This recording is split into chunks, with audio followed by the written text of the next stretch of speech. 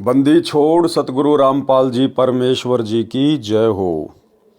परमपिता परमात्मा सारी सृष्टि के रचनहार कुल मालिक असंख्य ब्रह्मांडों के स्वामी जगत गुरु तीनों लोकों में प्रवेश करके सबका भरण पोषण करने वाले राजाधिराज आत्माधार नाथों के नाथ देवों के देव महादेव सर्वेश्वर महेश्वर मृत्युंजय अजरो अमर आदि अनादि सनातनी प्रभु जगत पिता जगदीश्वर श्री श्री 1008 की उपाधि के वास्तविक अधिकारी अकाल मूरत शब्द स्वरूपी राम वासुदेव सर्वगतम ब्रह्म परम पूज्य प्रथम पूज्य परम संत परम पुरुष परम धनी परम दयालु सत्य कबीर हक्का कबीर अल्लाहु अकबर बाखबर अल्लाह ताला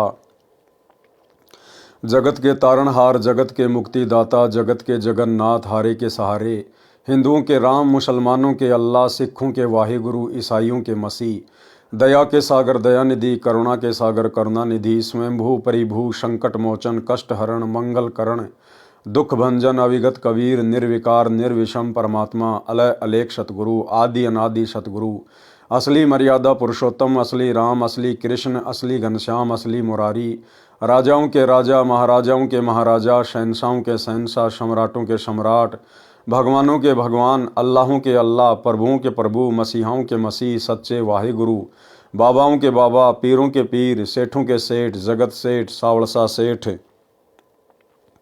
सर्वगुण संपन्न अनंत कोटि कलाओं के स्वामी अनंत कोटि ब्रह्मांडों के नायक योगियों में महायोगी ध्यानियों में महाध्यानी सिद्धों में परम सिद्ध ज्ञानियों में तत्वज्ञानी ब्रह्मज्ञानी महाज्ञानी परम ज्ञानी सर्वश्रेष्ठ ज्ञानी विज्ञानी युवा कबीर समरथ कबीर असमवात अमित ओजा सच्चे रहनुमा करीम अल्लाह सुबहान अल्लाह दुनिया के अंतिम पैगंबर 8 सितंबर 1951 से गांव धनाना जिला सोनीपत हरियाणा भारतवर्ष की पावन भूमि पे प्रकट रियल कल की भगवान श्री नारायण साकार हरि श्री बाबा साहिब शब्द स्वरूपी राम संत श्रोमणी सतगुरु रामपाल जी परमेश्वर जी के चरण कमल में साध संगति से जुड़े हुए देश विदेश से आप और हम सभी सत्सेवक भाई बहनों का अनंत कोटि दंडवत प्रणाम। सत्साई भाई और बहनों, दया पूज्य गुरुदेव भगवान की सतगुरु रामपाल जी परमेश्वर जी की जिनके शुभ आशीर्वाद से विशेष आशीर्वाद से आप और हम सभी सत्सेवक भाई बहन साथ संगति से जुड़कर पूज्य गुरुदेव भगवान के तत्व ज्ञान को आधार बनाकर अपनी आत्मा के कल्याणार्थ हेतु दृढ़ता के साथ मोक्ष प्राप्ति के लिए भक्ति मार्ग पर निरंतर आगे की ओर बढ़ रहे हैं।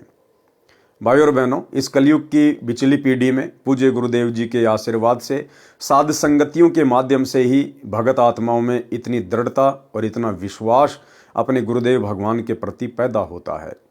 और ये साध संगति सतगुरु रामपाल जी परमेश्वर जी के यथार्थ 13वें कबीर पंथ का ट्रेनिंग सेंटर है।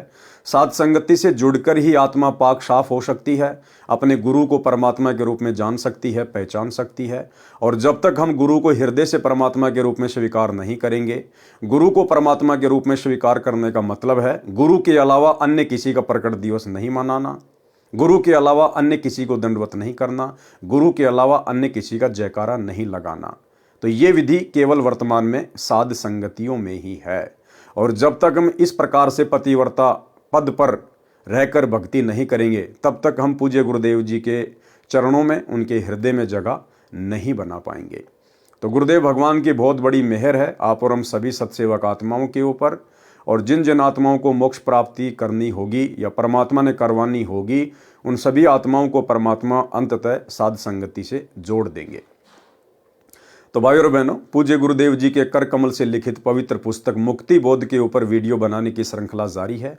इसी श्रृंखला में आज हमारा ये 19वें नंबर का वीडियो है। प्रत्येक वीडियो में गुरुदेव भगवान के आशीर्वाद से आप और हमें भक्ति मार्ग से संबंधित बहुत सारी नई नई बातें पता चलती हैं। उन बातों को सुनकर हमारा विश्वास भक्ति पर दृढ़ हो रहा है। तो आपने पिछले एपिसोड में पिछले वीडियो में आपने देखा कि मीराबाई की कथा जो गुरुदेव भगवान ने अपने कर कमल से लिखी है, उसमें गुरुदेव भगवान ने मीराबाई के विषय में बताया कि कैसे मीराबाई परमात्मा प्राप्ति के लिए प्रयास कर रही थी, कितनी दृढ़ता के साथ वो संघर्ष कर रही थी, कैसे मीराबाई को कबीर परमेश्वर जी की शरण प्राप्त हुई। और मीराबाई ने अपने विश्वास को दृढ़ करने के लिए श्री कृष्ण जी को रिझाया, उनको खुश किया और कैसे श्री कृष्ण जी के रूप में स्वयं कबीर परमात्मा सतगुरु रामपाल जी भगवान प्रकट हुए और मीराबाई की प्रत्येक शंकाओं का समाधान किया, जिससे मीराबाई भक्ति मार्ग पर दृढ़ होकर लग गई। तो आज हम आगे से कथा की शुरुआत करते हैं। रात्रि में मीरा जी ने भगवान श्री कृष्ण जी का आह्वान किया। त्रिलोकीनाथ प्रकट हुए। कौन प्रकट हुए? त्रिलोकीनाथ। असली त्रिलोकीनाथ कबीर परमात्मा सतगुरु रामपाल जी भगवान है। 3 लोक। भाई और बहनों, जब 21 ब्रह्मांड के 3 लोकों की बात आती है तो गुरुदेव ने बताया कि 21 ब्रह्मांड के 3 लोक हैं, पाताल लोक, पृथ्वी लोक और ये स्वर्ग लोक। और जब बात आती है सृष्टि के तीनों लोकों की, तो उस समय काल का 21 ब्रह्मांड एक लोक बन जाता है, अक्षर पुरुष के 7 शंख ब्रह्मांड दूसरा लोक बन जाता है, और ऊपर के 4 अविनाशी लोक, सतलोक, अलखलोक, अगमलोक और अनामी लोक, ये 4 लोक मिलकर तीसरा लोक बन जाता है। इस प्रकार सृष्टि की यह त्रिलोकी है। तो पूरी सृष्टि के जो त्रिलोकीनाथ हैं वे हैं कबीर भगवान सतगुरु रामपाल जी परमेश्वर। तो कौन प्रकट हुए? यहां गुरुदेव ने श्री कृष्ण जी का नाम नहीं लिखा, संकेत कर दिया त्रिलोकीनाथ प्रकट हुए। त्रिलोकीनाथ कबीर परमात्मा सतगुरु रामपाल जी भगवान मीरा को अपनी शरण में लेने के लिए, भक्ति पर लगाने के लिए श्री कृष्ण जी का रूप बनाकर प्रकट हुए। मीरा ने अपनी शंका समाधान के लिए निवेदन किया कि हे प्रभु, क्या आपसे ऊपर भी कोई परमात्मा है? एक संत ने सत्संग में बताया है, श्री कृष्ण जी ने कहा कि मीरा, परमात्मा तो है परंतु वह किसी को दर्शन नहीं देता। अब श्री कृष्ण जी इतनी आसानी से भला कैसे बता देगा? अपने ग्राहक इतनी आसानी से भला दुकानदार कैसे किसी दूसरी दुकान पर जाने देगा? लेकिन यहां तो स्वयं कबीर परमात्मा ही ये भूमिका कर रहे थे। हमने बहुत समाधि व साधना करके देख ली है। मीराबाई जी ने सत्संग में परमात्मा कबीर जी से यह भी सुना था कि उस पूर्ण परमात्मा को मैं प्रत्यक्ष दिखाऊंगा, सत्य साधना करके उसके पास शतलोक में भेज दूंगा। मीराबाई ने श्री कृष्ण जी से फिर प्रश्न किया कि क्या आप जीव का जन्म मरण समाप्त कर सकते हो? श्री कृष्ण जी ने कहा कि असंभव, कि मेरा खुद का जन्म मरण है। गीता अध्याय 4 श्लोक 5, गीता अध्याय 4 श्लोक 9, गीता अध्याय 10 श्लोक 2। स्वयं गीता ज्ञान देने वाला प्रभु कह रहा है कि अर्जुन, तेरे और मेरे बहुत जन्म हो चुके हैं। ये राजा और ये सेना पहले भी थी और आगे भी होगी, और ये ना सोच कि आगे तेरे जन्म नहीं होंगे या मेरे जन्म नहीं होंगे। अर्थात गीता ज्ञान देने वाला भी जन्म और मरण में है। तो भला फिर मीरा का जन्म मरण श्री कृष्ण जी कैसे समाप्त कर देता? तो श्री कृष्ण रूप में कबीर परमेश्वर ने सत्य बता दिया। श्री कृष्ण जी ने कहा कि असंभव।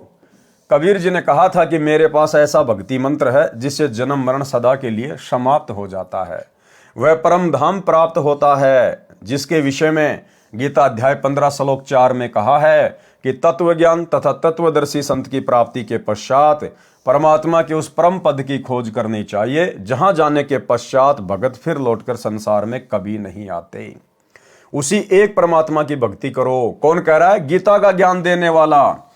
अगर दुनिया गीता ज्ञान देने वाला श्री कृष्ण जी को मानती है या काल को मानती है, तो भैया वो दोनों कह रहे हैं कि भाई हमारे बस की बात नहीं है जन्म मरण का रोग समाप्त करना, 84 लाख योनियों के कष्ट से जीव को बाहर निकालना। वो तो कोई और ही परमात्मा है, उसकी जानकारी तो तत्वदर्शी संत देगा। और हाथ खड़े कर दिए कि उसी एक परमात्मा की भक्ति करो। यानी इस ब्रह्म ने, श्री कृष्ण ने, विष्णु ने, आप जो मर्जी समझो, इन्होंने हाथ खड़े कर दिए कि हमारी भक्ति से आपका जन्म मरण का रोग समाप्त नहीं हो सकता।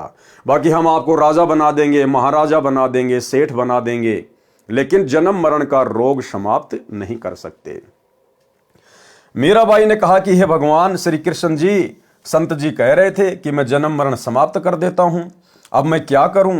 मुझे तो पूर्ण मोक्ष की चाहत है। श्री कृष्ण जी बोले कि मीरा, आप उस संत की शरण ग्रहण करके अपना कल्याण कराओ। मुझे जितना ज्ञान था वो बता दिया। मीरा अगले दिन मंदिर नहीं गई, क्योंकि आस्था हट गई भाई और बहनों, आंखों के सामने सत्यता आ गई। सीधी संत जी के पास अपनी नौकरानियों के साथ जाकर दीक्षा लेने की इच्छा व्यक्त की तथा श्री कृष्ण जी से हुई वार्ता भी संत कबीर जी से साझा की। उस समय छुआछात चरम पर थी। ध्यान देना भाई और बहनों, उस समय छुआछात चरम पर थी। ठाकुर लोग अपने को सर्वोत्तम मानते थे।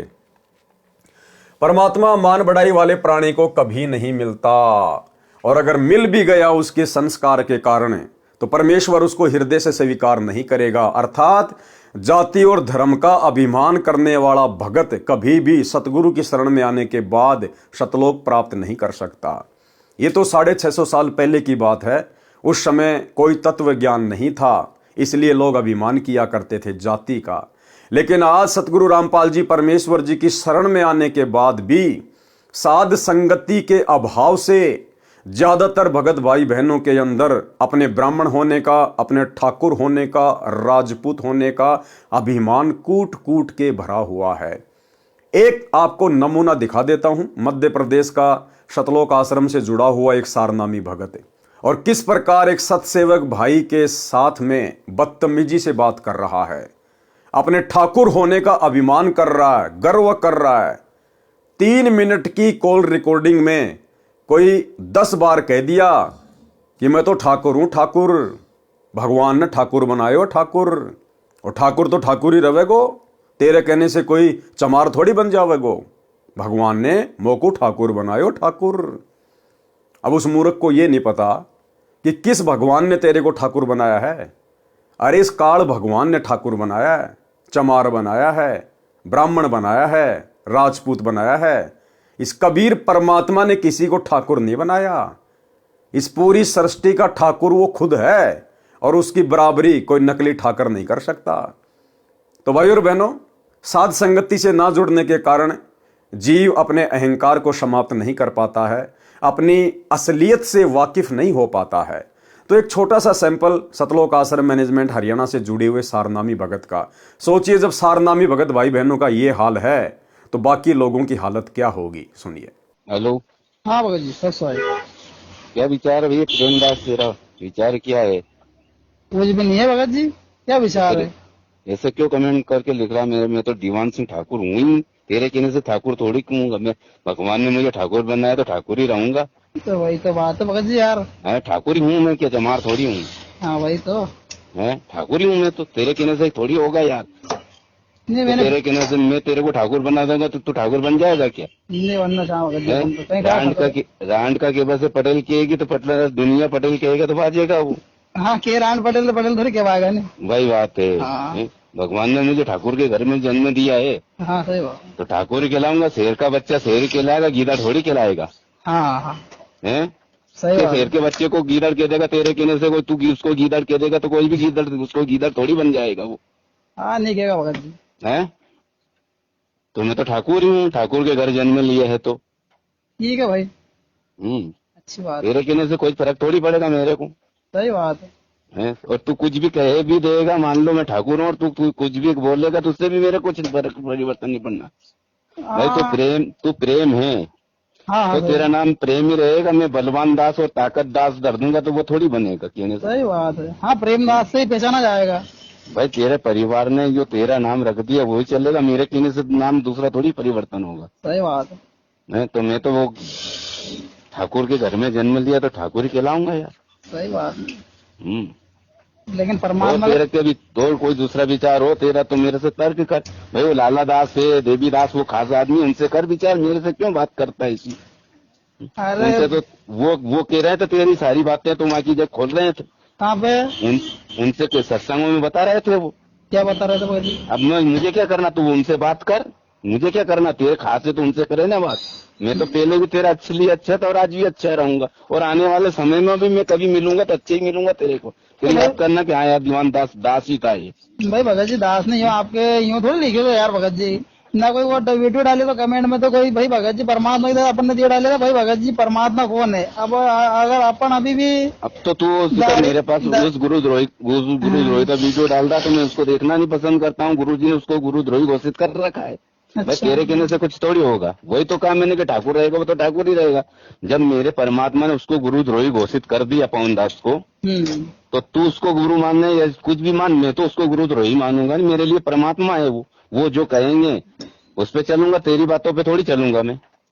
भाई भगत जी परमात्मा ने भी उनको गुरु घोषित नहीं करा है। सुन ले प्रेमदास। हाँ हाँ पहले मेरी सुन ले, बीच में नहीं बोला था कुछ भी। तो भाई और बहनों, परमेश्वर ने कहा कि जाति अभिमान करने वाला कभी भी परमात्मा को प्राप्त नहीं कर सकता। मीराबाई की परीक्षा के लिए कबीर जी ने संत रविदास जी से कहा कि आप मीरा राठौर को प्रथम मंत्र दे दो, ये मेरा आपको आदेश है। संत रविदास जी ने आज्ञा का पालन किया। अब विचार करो भाई और बहनों, कबीर परमेश्वर जी ने रविदास जी को ही क्यों चुना मीरा को नाम दीक्षा देने के लिए?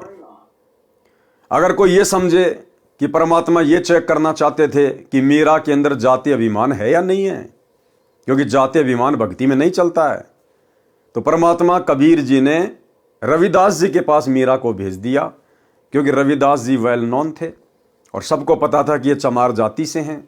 और रविदास जी ने भी कह दिया था मीरा को कि मीरा, मैं हूं चमार जाति से, और देख आज तो तू मुझे अपना गुरु धारण कर रही है, कल को ये समाज ना जाने तुझे क्या क्या ताने मारेगा, चमार से नाम ले आई, फलाना दिखना, और उस समय अगर तेरे मन में जरा भी दोष आ गया तेरी भक्ति बर्बाद हो जाएगी। तो मीरा ने कहा कि आप मेरे पिताजी, मैं आपकी बेटी, बाढ़ में जाओ संसार। अगर आज भक्ति नहीं करी, जाति पाति के चक्कर में उलझी रही, कल को यदि मैं गधी या कुतिया बन के घूमूंगी, ये ठाकुर समाज मेरे कहां काम आएगा, क्या मेरी इज्जत रक्षा करेगा? अब भाई और बहनों, विचार करने की बात है। जाति अभिमान को देखने के लिए या मान बढ़ाई को देखने के लिए ही कबीर परमेश्वर जी ने रविदास जी के पास मीराबाई को नहीं भेजा था, क्योंकि कबीर परमात्मा कौन से उस समय ब्राह्मण जाति में थे? कबीर परमात्मा भी तो जुलाहा जाति में थे। जुलाहा लोग तो उस समय इस तत्व ज्ञान के अभाव में चमार जाति से भी ज्यादा हे समझे जाते थे, घटिया समझे जाते थे। हालांकि परमेश्वर के मार्ग में, इस परमात्मा की सृष्टि में, उनके विधान में कोई जाति धर्म नहीं है, लेकिन अज्ञानी धर्मगुरुओं ने काल प्रेरणा से ये दीवारें समाज में खड़ी कर रखी हैं। तो कबीर परमात्मा उस समय खुद भी तो जुलाहा जाति में थे, एक भूमिका कर रहे थे। तो मात्र मीराबाई में जाति अभिमान को देखने के लिए रविदास जी के पास नहीं भेजा था। कबीर परमात्मा को पता था कि समाज में छुआछात कितनी है, लोग जाति अभिमान करते हैं। आने वाले समय में लोग थोड़ा बहुत दबेंगे, ज्यादा ऊपर मुंह उठा के बात नहीं करेंगे, जो अपने आप को क्षत्रिय समझते हैं, ठाकुर समझते हैं, राजपूत समझते हैं, क्योंकि उनके ऊपर एक बंदिश होगी कि भाई अगर तुम इतने बड़े ठाकुर हो, इतने बड़े राजपूत हो, तो मीराबाई ने फिर 600 साल पहले रविदास जी से, जो कि चमार जाति से थे, उनसे उपदेश क्यों लिया? ठाकुरों का गुरु तो चमार है। मीराबाई राठौड़ जाति से थी, ठाकुर थी, और उसने अपने आत्म कल्याण के लिए जाति पाति को नहीं देखा। रविदास जी से, चमार जाति के संत से जाकर उपदेश ले लिया।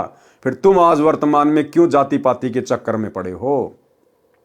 तो ये बहुत सारे कारण थे भाई और बहनों। परमात्मा ने इसलिए स्वयं ही रविदास जी का रूप बनाया।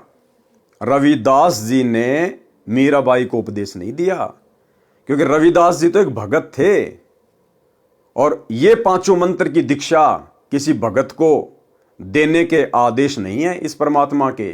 किसी भी युग में इतिहास उठा के देख लो आप। 650 साल पहले धर्मदास जी परमात्मा के परम भगत थे, और कबीर परमात्मा ने धर्मदास जी को भी आदेश नहीं दिया पांचों मंत्रों की दीक्षा के लिए। धर्मदास के 80 साल की उम्र में जो पुत्र हुआ था चूड़ामणि और मुक्तामणि, परमात्मा ने उसको आदेश दिया था आगे दीक्षा देने के लिए, ना कि धर्मदास को। तो भला रविदास को कैसे आदेश दे देंगे? तो ये सारे खेल भाई और बहनों कबीर परमेश्वर ने स्वयं ही खेले थे। ये मेरा आपको आदेश है। संत रविदास जी ने आज्ञा का पालन किया। संत कबीर परमात्मा जी ने मीरा से कहा कि बहन जी, वो बैठे संत जी, उनके पास जाकर दीक्षा ले ले। बहन मीरा जी तुरंत रविदास जी के पास गई और बोली, संत जी दीक्षा देकर कल्याण करो। संत रविदास जी ने बताया कि बहन जी, मैं चमार जाति से हूं, आप ठाकुरों की बेटी हो, आपके समाज के लोग आपको बुरा भला कहेंगे, जाति से बाहर कर देंगे, आप विचार कर लें। मीराबाई अधिकारी आत्मा थी, परमात्मा के लिए मर मिटने के लिए सदा तत्पर रहती थी। बोली, संत जी आप मेरे पिता, मैं आपकी बेटी, मुझे दीक्षा दो। भाड़ में पड़ो समाज, भाड़ में पड़ो समाज। भाई और बहनों, गुरुदेव ने बताया कि भगत का और जगत का, यानी भगत समाज का और जगत समाज का हमेशा से 36 का आंकड़ा रहा है। उनके विचार कभी भी भक्ति मार्ग पर मेल नहीं खा सकते, कभी भी दिन और रात कभी एक नहीं हो सकते। इसलिए हमने इस भक्ति मार्ग पर यह ज्ञान समझने के बाद समाज की परवाह नहीं करनी चाहिए, लोक लाज में नहीं आना चाहिए। हमने अपने आत्म कल्याण की चिंता होनी चाहिए। बोली संत जी, आप मेरे पिता, मैं आपकी बेटी, मुझे दीक्षा दो, भाड़ में पड़ो समाज। कल को कुतिया बनूंगी तब ये ठाकुर समाज मेरा क्या बचाव करेगा। सत्संग में बड़े गुरुजी अर्थात कबीर जी ने बताया है कि कबीर कुल करनी के कारण, यानी समाज के कारण, परिवार के कारण, आन उपासना करने वाले रिश्तेदारों के कारण हंसा गया बिगोए, यानी उनकी लोक लाज में आकर, दबाव में आकर ये जीव, हंसा मानी जीव, जीव गया बिगोए, यानी इसने अपना जीवन नष्ट कर लिया।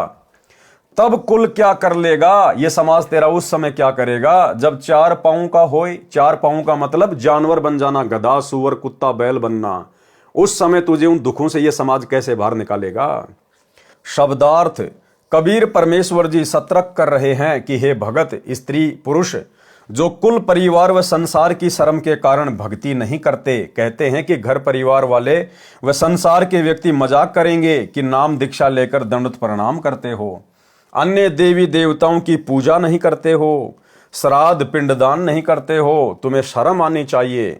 उन्होंने अपना मानव जीवन नष्ट कर लिया। भक्ति न करने से जब 4 पैर के पशु यानी गधे, कुत्ते, सुअर, बैल आदि बनोगे, तब ये कुल व संसार के व्यक्ति क्या बचाव करेंगे। भक्ति ने बचाव करना था, वो की नहीं, इसलिए भक्ति करो। संत रविदास जी उठकर संत कबीर जी के पास गए और सब बात बताई। परमात्मा बोले कि देर ना कर, ले आत्मा को अपने पाड़े में। उसी समय संत रविदास जी ने बहन मीरा को प्रथम मंत्र केवल 5 नाम दिए। ये 5 नाम शरीर में बने कमलों को खोलने वाले हैं, राधा स्वामी पंथ वाले नहीं हैं, तथा ना दामा खेड़ा वाले गद्दी से दिए जाने वाले हैं। उनसे भिन्न मोक्ष में सहयोगी मंत्र हैं।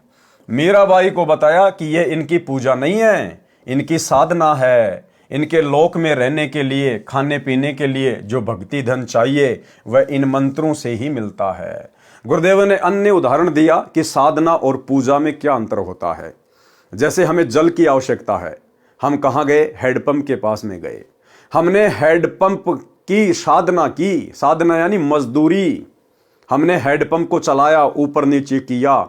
हम हैंडपंप को ऊपर नीचे चलाकर उसकी पूजा नहीं कर रहे, हम केवल मजदूरी कर रहे हैं, साधना कर रहे हैं। क्यों? उस पूज्य वस्तु के लिए, जल के लिए। हमारा जो पूज्य है वो हैंडपंप नहीं है, जल है। लेकिन वो जल हमें वो मिलेगा कब? जब हम हैंडपंप की साधना करेंगे, मजदूरी करेंगे, उसको चलाएंगे, तब वो पूज्य वस्तु हमें प्राप्त होगी। तो ठीक इसी प्रकार ये जो देवी देवताओं के जो मंत्र हैं, ये इनकी पूजा नहीं करते हम। पूजा तो हमने केवल अपने गुरुदेव भगवान के, अपने इष्ट कबीर परमात्मा की करनी है। ये 5 मंत्र इन देवी देवताओं की जिनकी हम साधना करते हैं, ये मोक्ष में सहयोगी हैं। मोक्ष तो परमात्मा की भक्ति से, इनके सत मंत्र से होगा, इनके सतनाम से होगा। लेकिन इस भक्ति को सुचारू रूप से करने के लिए हमें यहां जो आवश्यक वस्तुओं की जरूरत है, अन्न धन की जो जरूरत है, वो हमें परमात्मा इन देवी देवताओं के माध्यम से उपलब्ध करवाएंगे। जैसे हम लोग किसी टहनी की पूजा नहीं करते, हम लोग जो है फल प्राप्त करने के लिए हम पेड़ की जड़ में पानी डालते हैं, हम टहनियों में पानी नहीं डालते। लेकिन फल तो टहनियों के लगेंगे, इसलिए हमने जड़ में पानी डालना पड़ेगा। ठीक इसी प्रकार हमने पूजा तो अपने पूज्य गुरुदेव भगवान की करनी पड़ेगी। लेकिन यहां की जो व्यवस्था है वो गुरुदेव ने इन देवी देवताओं के हाथों में संभाला रखी है। तो हमें यहाँ की जो सुविधाएं, जो लाभ प्राप्त होंगे, वो इन देवी देवताओं की साधना करने से ही होंगे। जब हमें लाभ प्राप्त होंगे तो भक्ति मार्ग में कोई दिक्कत नहीं आएगी, हम निश्चिंत होकर अपनी भक्ति करेंगे। इसलिए इनकी ये साधना हमें दी जाती है।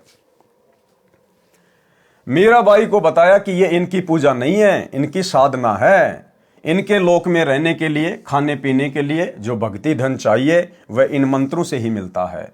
यहाँ का ऋण उतर जाता है, फिर मोक्ष के अधिकारी होते हैं। परमात्मा कबीर जी तथा संत रविदास जी वहां 1 महीना रुके। मीराबाई पहले तो दिन में घर से बाहर जाती थी, फिर रात्रि में सत्संग में जाने लगी, क्योंकि सत्संग दिन में कम तथा रात्रि में अधिक होता था। क्योंकि दिन में समय निकाल लेता कोई रात्रि में। मीरा के देवर राणा जी मीरा को रात्रि में घर से बाहर जाता देखकर जल भुन गए, परंतु मीरा को रोकना तूफान को रोकने का समान था। क्या कह रहे हैं गुरुदेव? मीराबाई को रोकना तूफान को रोकने के समान था। यानी आज की माता बहनों को भी भक्ति मार्ग पर इतनी दृढ़ता अपने अंदर पैदा करनी पड़ेगी अपने आत्म कल्याण के लिए। जो भक्ति करते करते भी अपने सास ससुर को अपने पति का भय मानती हैं, उन माता बहनों को अपने गुरुदेव भगवान के ऊपर विश्वास करके इतनी दृढ़ता लानी पड़ेगी। परमात्मा ने बताया इस भक्ति के लिए तो ध्रुव पिटा, प्रहलाद पिटा, मीराबाई ने मार खाई, और 650 साल पहले हमारे गुरुदेव कबीर भगवान ने तरह तरह की यातनाएं सही, दुनिया की गालियां खाई, मार पिटाई खाई। फिर भला हमें अपने आत्म कल्याण के लिए 2-4 गालियां, 2-4 थप्पड़ मुक्के खाने में किस बात की परहेज? एक छोटा सा सत्संग गुरुदेव भगवान का, ये सत्संग हमें यही शिक्षा देगा। यदि हम दृढ़ता के साथ गुरुदेव भगवान के चरणों को पकड़ के बैठे रहे, यदि हम भक्ति को त्यागने का मन में विचार भी नहीं करेंगे, तो ये परमात्मा हमारी रक्षा करेगा, परमात्मा हमें संघर्ष में सफलता दिलवाएगा। तो एक छोटा सा सत्संग जो आप और हमें प्रेरणा देगा कि किस प्रकार से हमने भक्ति मार्ग पर सफलता के लिए दृढ़ता के साथ में संघर्ष करना चाहिए। सुनिए। ऐसे और भी बहुत से भक्त बताते हैं, ऐसे ऐसे व्याधि चलन लग गया तो 100 का नोट पाया। एक माई कह रही थी जी मैं पति तो नाम नहीं ले रहा, बाधा भी करता था। समागम आ गया, करौथे आश्रम में जब हम सत्संग करते थे तो मैंने अपने पति से कहा कि मैं सत्संग में जाऊंगी, मैंने 100 रुपये दे दे। ये 10 वर्ष पहले, 8-9 वर्ष पहले की बात है। वो कहने लगा मैं तेरे को चवन्नी नहीं दूं, और तू तीसरे दिन झोला ठावे और वहां चली जाती है। वो कहने लगी मैं कोई गलत जगह जाती हूँ। 60-65 साल की उम्र की बुढ़िया थी, और तेरे बेटे जाने लग रहे वहां पर। बेटे तो अपनी कमाई करें, वो ले जाते हैं किराया। मैं किराया मान ले उनसे मांग भी लूं तो नखरे करता है, क्योंकि बेटे अलग हो रहे हैं, उनसे थोड़ा द्वेष रखता है, उनसे कैसे ले लेगी, वहां जाओ भी नहीं गी। तो उसने कहा कि मुझे 100 रुपये दे दे। मैं बोला कति नहीं जान दूं, और जाके दिखाइए आज तू। तो नहीं, मैं पैसा किराया दूं नहीं, तू जागी कैसे? तो वो कहने लगा मेरे द्वारा पैसा को ना। फिर आखिर में ये बहाना मिला उसने कि मेरे द्वारा 100 रुपये को नहीं। वो क्या कहती है उसकी पत्नी कि मैं तो बैठकर रोने लगी, जहां पूजा स्थल है रोने लगी है भगवान, देख कौन बनी। हम एक दूसरे के ऐसे बांध रखे हैं कि हम इनसे अब अपने भगवान के दरबार में भी नहीं जा सकते। आखिर में कहने की मैंने ये सोच लिया कि मैं अभी चाहती हूँ किसी पड़ोसन पर मांग मूंग कर मैं जाऊंगी। इतना दृढ़ निश्चय मैंने कर ही लिया था, लड़ाई होगी, बोलेगी, मार पीट लेगा और 2 मुक्के खा लेगी भगवान के नाम पे। ध्रुव पिटा, प्रहलाद पिटे, मीराबाई पिटी। ऐसे ही निर्णय होता है, ऐसे ही परमात्मा निकटाता है। इतने में बूढ़ा साइकिल लेकर जा था, गांव से निकला, सड़क थी अच्छी, तो दिल्ली के, ये पंजाब खोड़ की बात है, और वहां वो गया होगा सड़क के ऊपर आधा किलोमीटर। एक 100 का नोट ऐसे हवा में उड़ा, अगले साइकिल के अगले पहियों की ताड़ियां में आके चिपक गया, और उसने रोका तुरंत साइकिल।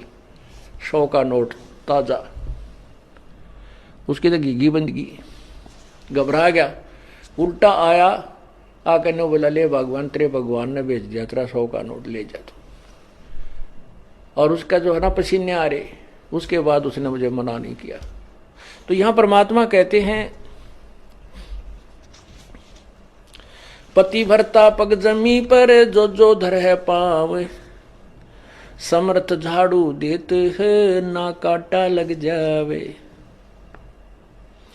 पति भरता भूखी रहे, यानी पतिव्रता को, यानी सच्ची उस अनन्य मन से पूजा कर रही भक्त आत्मा को कोई अभाव होता है, किसी चीज की आवश्यकता होती है और वो वास्तव में उसकी आवश्यकता है, तो कहते हैं पतिव्रता भूखी रहे वहां समर्थ घर सोच, ऐसे पति की स्त्री के, ऐसे पति की स्त्री के काल कर्म हो मोक्ष मोच।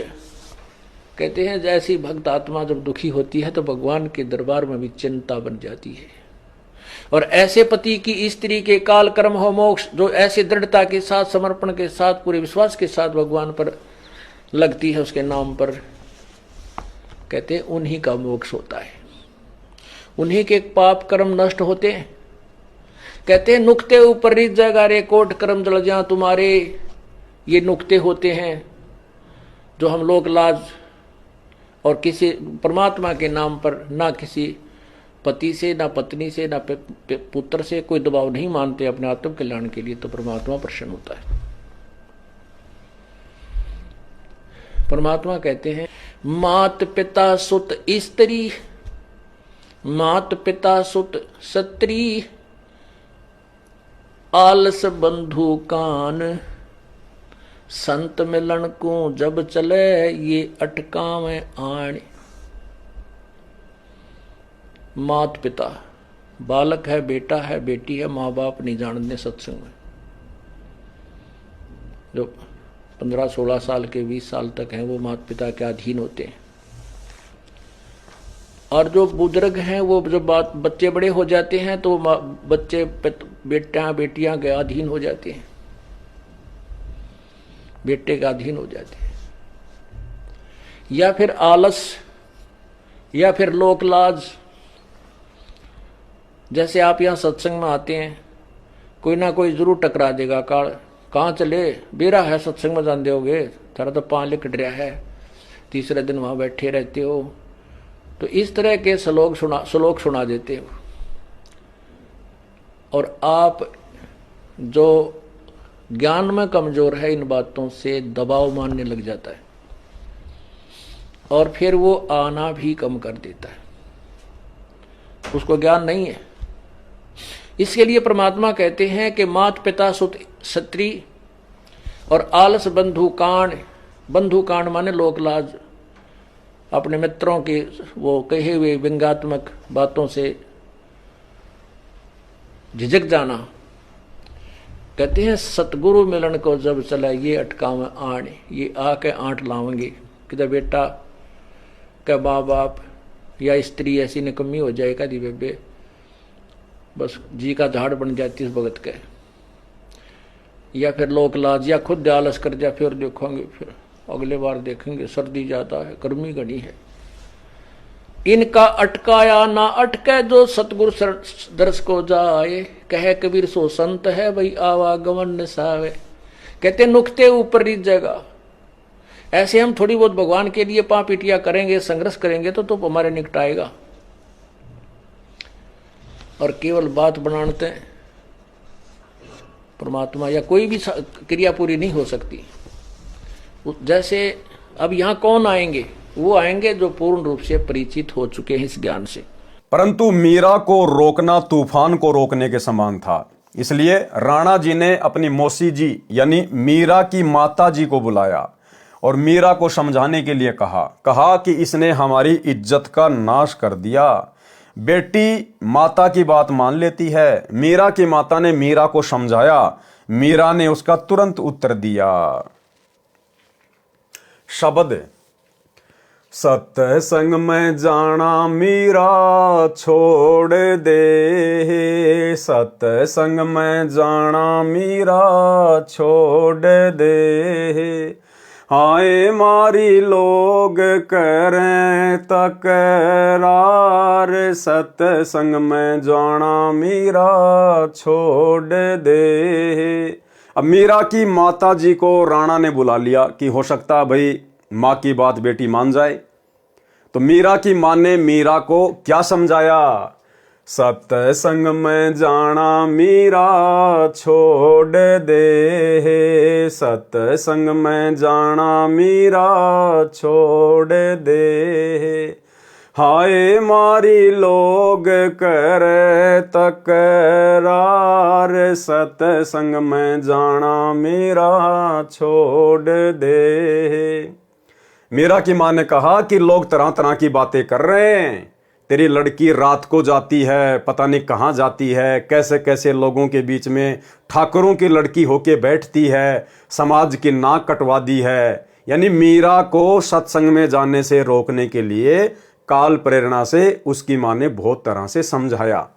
लेकिन भाई मीरा को तो परमात्मा चाहिए था, और जिन आत्माओं को सतगुरु चाहिए, जिनको अपना आत्म कल्याण करवाना होता है, गुरुदेव कहते हैं फिर वो समाज की चाल में नहीं फंसती, वो फिर किसी की नहीं सुनती। तो मीरा ने फिर क्या कहा, सत्संग में जाना मेरा ना छूटेरी, सत्संग में जाना मेरा ना छूटेरी। हाय चाहे जड़ के मरो सन सारे, सत्संग में जाना मेरा ना छूटेरी। हाय चाहे जड़ के मरो सन सारे, सत्संग में जाना मेरा ना छूटेरी। फिर मीरा की माँ ने किस प्रकार से मीरा को डराना चाहा, थारे सत्संग के राह में ये, थारे सत्संग के राह में ये। आए वापे रहते हैं काले नाग, कोए कोए नाग तन डस ले वैरी। आए वापे रहते हैं काले नाग, कोए कोए नाग तन डस ले वैरी। अब मीरा की माँ ने डराया कि ये डर जाएगी और सत्संग में जाना छोड़ देगी रात को, कि दूध जब सत्संग में जाती है ना तो रास्ते में बड़े बड़े जहरीले काले काले नाग सर्प रहते हैं, और कोई कोई सर्प तेरे को डस लेगा, मर जाएगी, पानी भी नहीं मांगेगी। तो मीरा ने अपने गुरुदेव भगवान के ऊपर विश्वास करके क्या जवाब दिया, जब गुरु मारे मेहर करेरी, जब गुरु मारे मेहर करेरी। आए वो तो सर्प गंडे वे बने जावे, सत्संग में जाना मेरा ना छूटेरी। आरी वो तो सर्प गंडे वे बने जावे, सत्संग में जाना मेरा ना छूटेरी। कि माता जी, यदि मेरे गुरुजी मेरे ऊपर प्रसन्न हैं, यदि मेरे गुरुजी मेरी मर्यादाओं से, मेरी भक्ति से, मेरे संघर्ष से अगर प्रसन्न हैं, तो मेरे गुरुजी के प्रताप से, उनके आशीर्वाद से वो जहरीले से जहरीला कोबरा सांप भी गंडेवा बन जाएगा, केंचुआ। बारिश के टाइम पे छोटे छोटे आते हैं ना वो केंचुए, जो किसी को काटते नहीं, किसी को खाते नहीं, उनमें जहर नहीं होता। तो मीरा ने कहा कि मेरे गुरुजी इतने समर्थ हैं, इतने शक्तिशाली हैं, वो जहरीले से जहरीला सर्प भी केचुआ बन जाएगा मेरे गुरुजी के आशीर्वाद से। अब भाई और बहनों, विचार करने की बात है, लिख कौन रहे शब्द को, सतगुरु रामपाल जी भगवान। अब आप विचार कीजिए, यदि हम मर्यादित भक्ति करेंगे, हम भगत, यदि हम भगत मर्यादित भक्ति करेंगे, गुरु के आशीर्वाद में चलेंगे, उनके वचन में चलेंगे, और यहां मीराबाई इतने विश्वास के साथ कह रही है, और किया परमात्मा ने उसके साथ, उसके जहर को परमात्मा ने अमृत में बदल दिया। तो मीरा ने कहा कि वो सांप भी केचुआ बन जाएगा मेरे गुरुजी के आशीर्वाद से। तो भाई और बहनों, विचार करो, ऐसा परम संत, ऐसी महान शक्ति क्या सतलोक आश्रम करोथा में और सतलोक आश्रम बरवाला में बॉडीगार्डों की फौज रखेगा? तो विचार करो, वो बॉडीगार्ड कौन थे? गुरुदेव भगवान की बॉडी की रक्षा के लिए, जिस भगवान की बॉडी नहीं है, जो भगवान पांचों तत्व के शरीर में नहीं है। हम रोज नित्य नियम में पढ़ते हैं, वाणी संख्या 23 या 24 में, गरीब ऐसा सतगुरु हम मिल्या तेज पुंज के अंग, और झिलमिल नूर जहूर है, नर रूप श्वेत रंग। गरीब ऐसा सतगुरु हम मिला, तेज पुंज की लोय, लोय मानी शरीर, जिनका शरीर तेज पुंज का है, मुझे ऐसे गुरुदेव भगवान मिले हैं। तन मन अर्पू शीस को होनी होय सो होय। और फिर हम पढ़ते हैं, गरीब ऐसा सतगुरु हम मिला, बेपरवाह अबंध, परम हंस पूर्ण पुरुष, रोम रोम रविचंद। तो ऐसा सतगुरुदेव भगवान जिनका नूरी शरीर है, 5 तत्व का शरीर नहीं, हाड़ मांस की जिनकी बॉडी नहीं, जो शब्द स्वरूपी है, क्या ये परमात्मा अपनी बॉडी की सुरक्षा के लिए बॉडीगार्ड रखेगा? और वो भी 10-10, 15-15 बड़ी बड़ी बंदूकें, स्टेन गन, एक बार में 12-12 गोलियां निकाले। तो गुरु को मानुष मानने के कारण, अपने जैसा हाड़मास का पुतला मानने के कारण, और जो लोग गुरु जी के साथ में रहा करते थे, जिनको हम परम भगत मानते हैं, बहुत बड़े बड़े सेवादार मानते हैं, उन लोगों ने गुरु को अपने जैसा हाड़मास का पुतला मानने के कारण उन लोगों ने गुरु जी की सुरक्षा के लिए, कि कहीं गुरु जी को कोई टपका ना दे, कहीं गुरु जी को कोई मार ना दे, उन लोगों ने अपनी छोटी और घटिया सोच आधार से गुरु को मानुष मानकर उन बंदूकों का इंतजाम किया था। बॉडीगार्ड बने फिर रहे थे। और बॉडीगार्ड बनने के बाद भाई और बहनों, फिर मान बढ़ाई और अहंकार तो प्रथम है। दास देखा करता था सतलोक आश्रम बरवाड़ा में, बंदूक यहां लगा के पिस्तौल और नीचे का मुंह दिखा के चला करते थे कि भक्तों को दिखे कि मैं गुरु जी का बॉडीगार्ड हूं। ये मान बढ़ाई पैदा करती हैं ये चीजें। इस परमेश्वर को आवश्यकता नहीं है। अरे जो तीनों लोकों में प्रवेश करके सबकी सुरक्षा करता है, सबका धारण पोषण करता है, उसको सुरक्षा की आवश्यकता है क्या? इसको सिक्योरिटी की आवश्यकता है क्या? तो ये तो गुरु को मानुष मानने के कारण उन बड़े बड़े परम भक्तों ने अपनी छोटी सोच आधार से ये क्रियाक्रम सेट कर रखा था। अब आने वाले समय में जब इस परमेश्वर की समर्थता, इसकी महत्वता, इस परमेश्वर की शक्ति जब पूरे संसार में होगी, पूरे ब्रह्मांड में होगी, वो तो ऑलरेडी पहले से है ही, उसी की शक्ति से सब कुछ चल रहा है। लेकिन आप और हमारी बुद्धि विकसित नहीं है, इसलिए हम नहीं समझ पा रहे।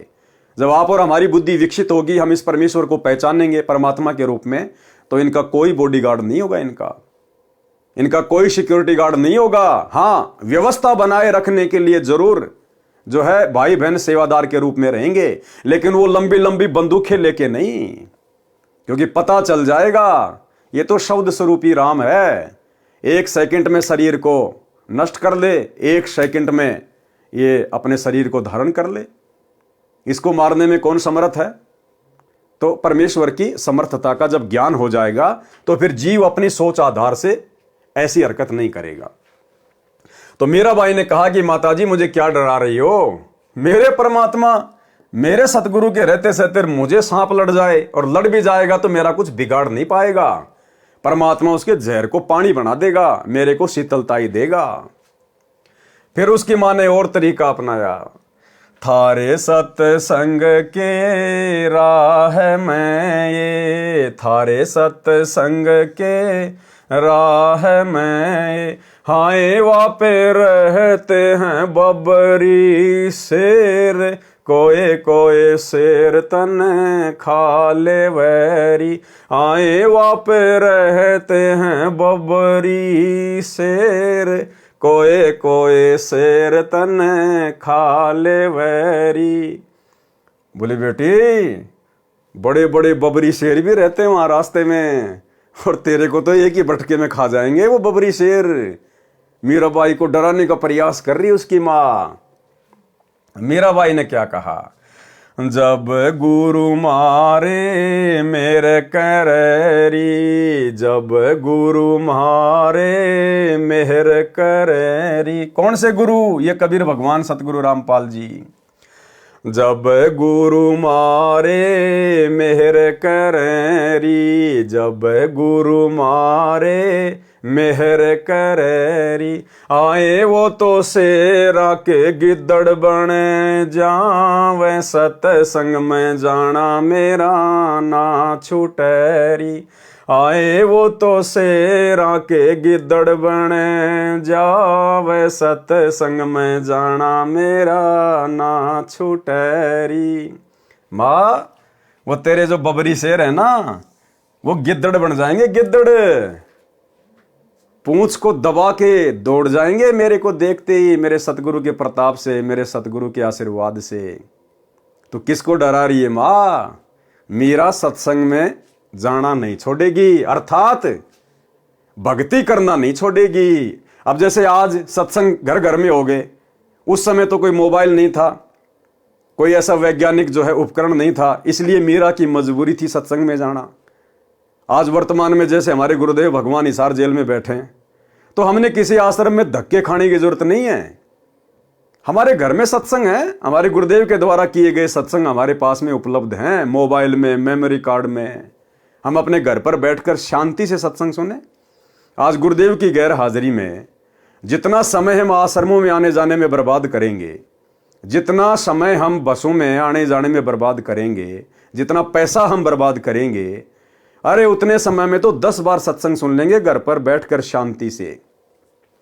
हाँ, अगर गुरुदेव आश्रम में है चाहे लाख बार जाओ, लेकिन उनकी गैर हाजिरी में हमें कहीं भी धक्के खाने की जरूरत नहीं है सत्संग के लिए। परमात्मा ने घर घर में सत्संग दे दिए। तो मीरा बाई ने कहा कि माँ, वो बबरी शेर भी गिद्दड़ बन जाएंगे मेरे गुरुदेव के आशीर्वाद से। मीरा का सत्संग में जाना बंद नहीं होगा। फिर और क्या बताया उसकी माँ ने? थारे सत्संग के बीच में है, थारे सत्संग के बीच में आए वापे रहते हैं साधु संत, कोई कोई संत तन ले रमय।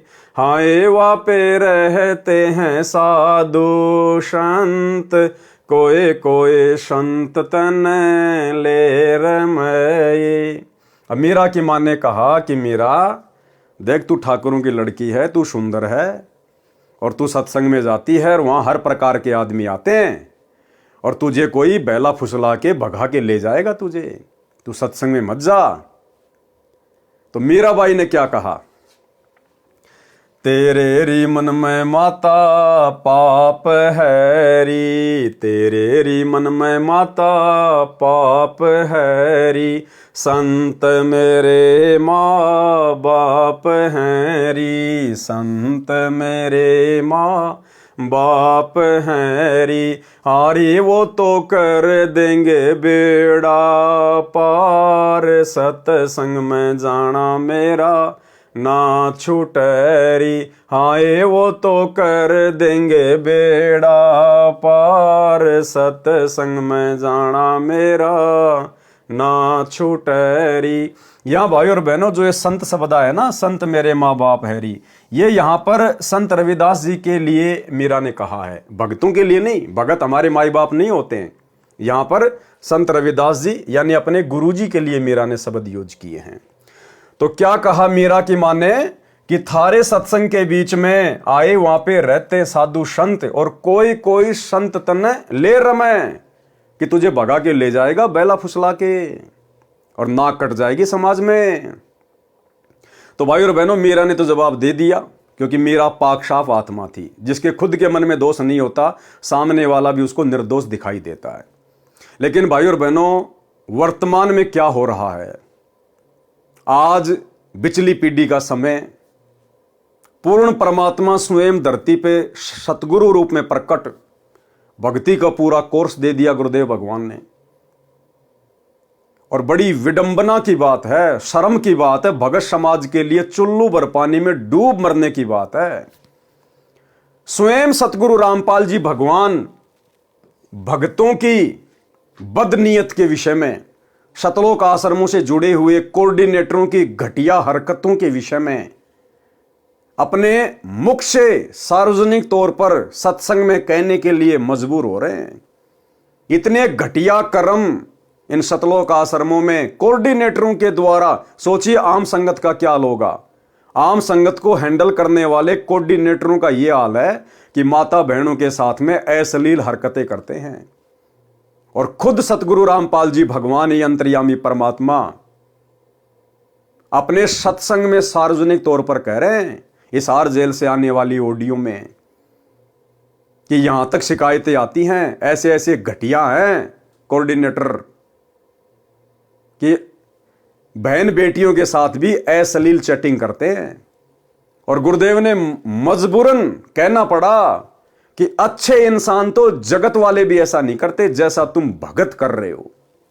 सबको लपेट लिया गुरुदेव ने, सबको, अपने परिवार को, कोऑर्डिनेटरों को, आम संगत को, कि अच्छे इंसान तो जगत वाले भी ऐसा नहीं करते जैसा तुम भगत कर रहे हो। यानी भक्तों को परमात्मा ने आम सांसारिक लोगों से भी नीचा गिरा हुआ बता दिया, इतना ज्ञान लेने के बाद भी।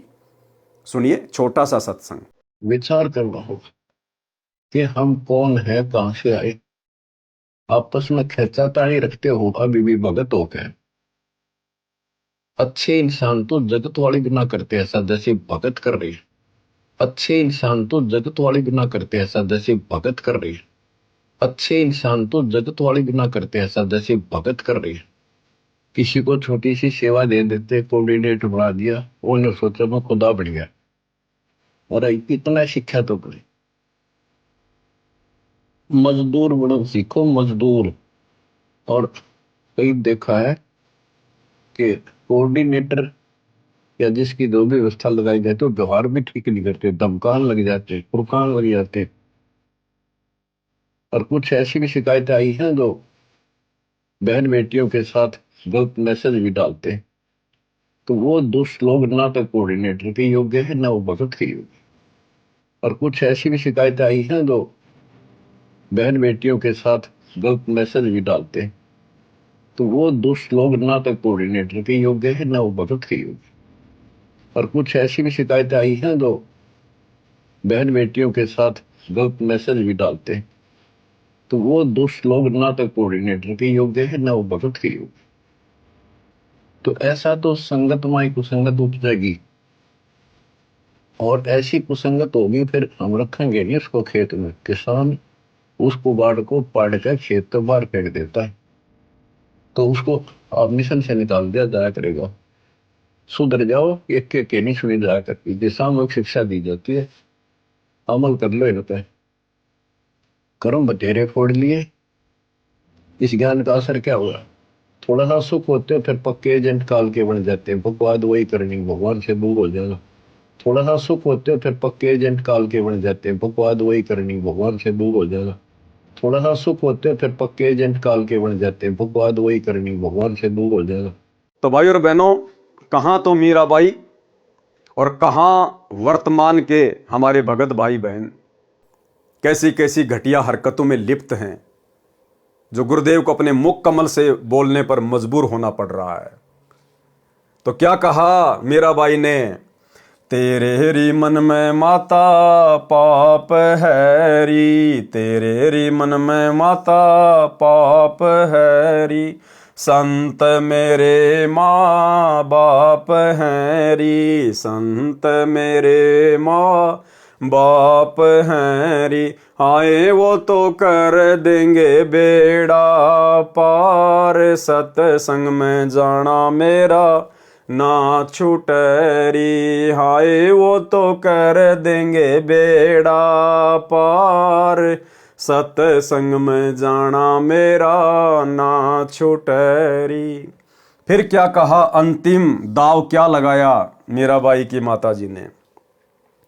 हाय वो तो जात चमार है, हाय वो तो जाति चमार है, इसमें हमारी हार है, इसमें हमारी हार है, कि मेरा तो ठाकुरों की लड़की और जिसको तूने गुरु बनाया रविदास जी को, वो चमार जाति से है, समाज में थू थू हो रही है।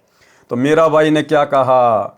तेरे री लेख माता चमार है री, तेरे री लेख माता चमार है री, मेरा सिर जन हार है री, मेरा सिर जन हार है री, आए वो तो मीरा के गुरु रविदास, सत्संग में जाना मेरा ना छूटरी, आए वो तो मीरा के गुरु रविदास, सत्संग में जाना मेरा ना छूटरी।